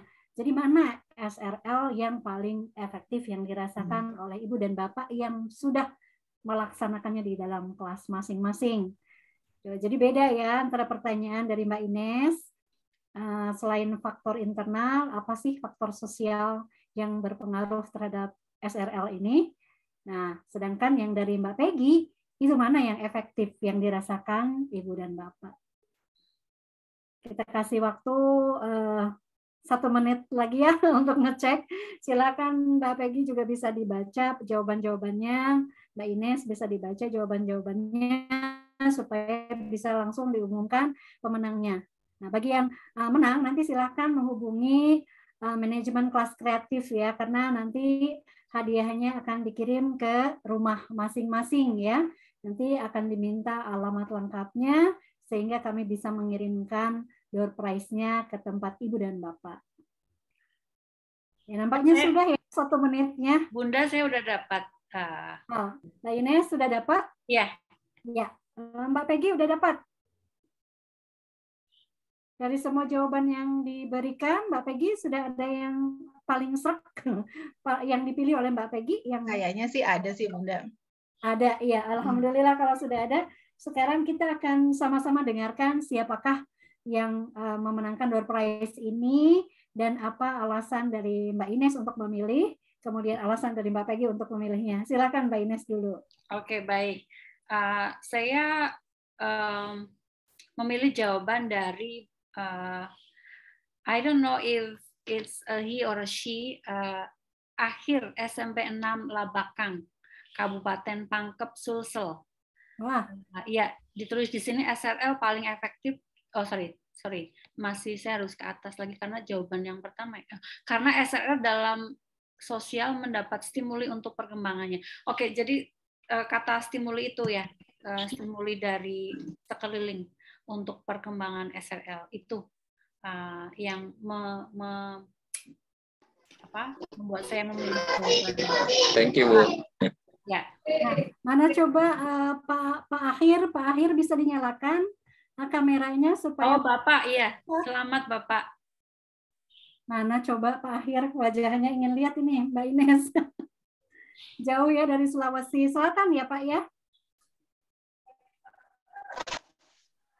Ada nggak ya di layar Bunda mah nggak kelihatan? Ada, di layar saya ada di alhamdulillah. slide pertama.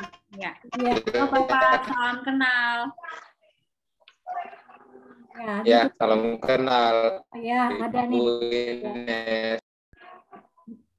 Mungkin sinyalnya kurang mendukung di tempatnya Pak Akhir ya. Sekali lagi selamat ya Pak Akhir, nanti Bapak akan dihubungi oleh tim manajemen kelas kreatif. Sekarang yang kedua, silakan Mbak Peggy. Siapa yang dipilih Mbak Peggy? Aku pilih peserta KK2 Ania, Bunda Ati. SRL efektif menumbuhkan motivasi dalam diri siswa katanya. Itu yang paling efektif, menumbuhkan motivasi. Karena itu memang startnya, motivasi dulu. Supaya SRL-nya efektif seperti itu. Ya, jadi yang efektif itu harus berasal dari diri sendiri ya. Untuk memulai. Ya, untuk memulainya. Ya, itu dari siapa? Ania ya, kakak dua. Ania, Bunda. Coba ada nggak Bu Ania-nya atau Mbak Ania? Nah, udah kelihatan nih di layar ya.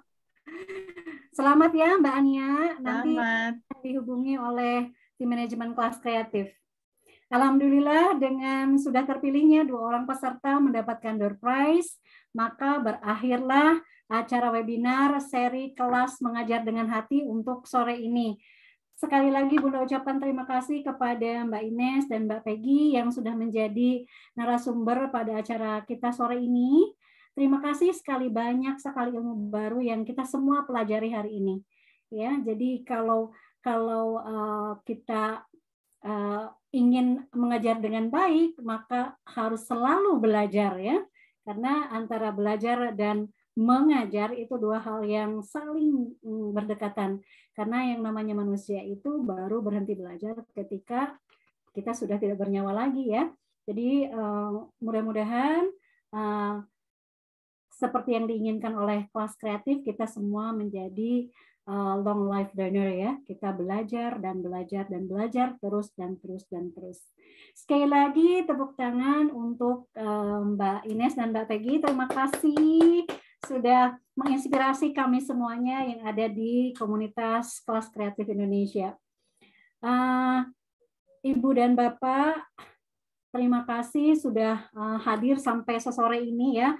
Maafkan Bunda menambah-nambah waktu ya, karena ya seperti yang di awal Bunda sampaikan, nampaknya sesi tanya jawab ini tidak cukup ya kalau waktunya hanya 30 menit, apalagi tadi kan kita mulainya juga agak terlambat karena pas sekali dengan adzan asar gitu ya. Jadi peserta pun baru bertambah banyak itu di akhir sesinya Mbak Ines tadi ya. Di awal-awal kan di bawah 100 peserta itu ya. Tapi mungkin sholat dulu gitu, setelah itu baru gabung, malah mau berakhir pun masih ada yang minta untuk di admit ya. Jadi Ibu Bapak, self regulation ini penting sekali untuk kita coba terapkan pada diri sendiri, baru kita bisa terapkan kepada siswa kita. Ya, seperti yang tadi sudah disampaikan paparannya dengan lugas dan jelas oleh Mbak Ines dan Mbak Peggy. Untuk Ibu Bapak yang menginginkan materi, insya Allah nanti akan di-share ya di grup kakak ya. Sekali lagi terima kasih banyak semuanya. Mari kita tutup acara ini dengan sama-sama membaca hamdalah. Alhamdulillahirabbil alamin. Sekali lagi terima kasih. Sampai bertemu di bulan depan. Assalamualaikum warahmatullahi wabarakatuh. Waalaikumsalam. Terima kasih Bu Ines. Thank you fellow presenters.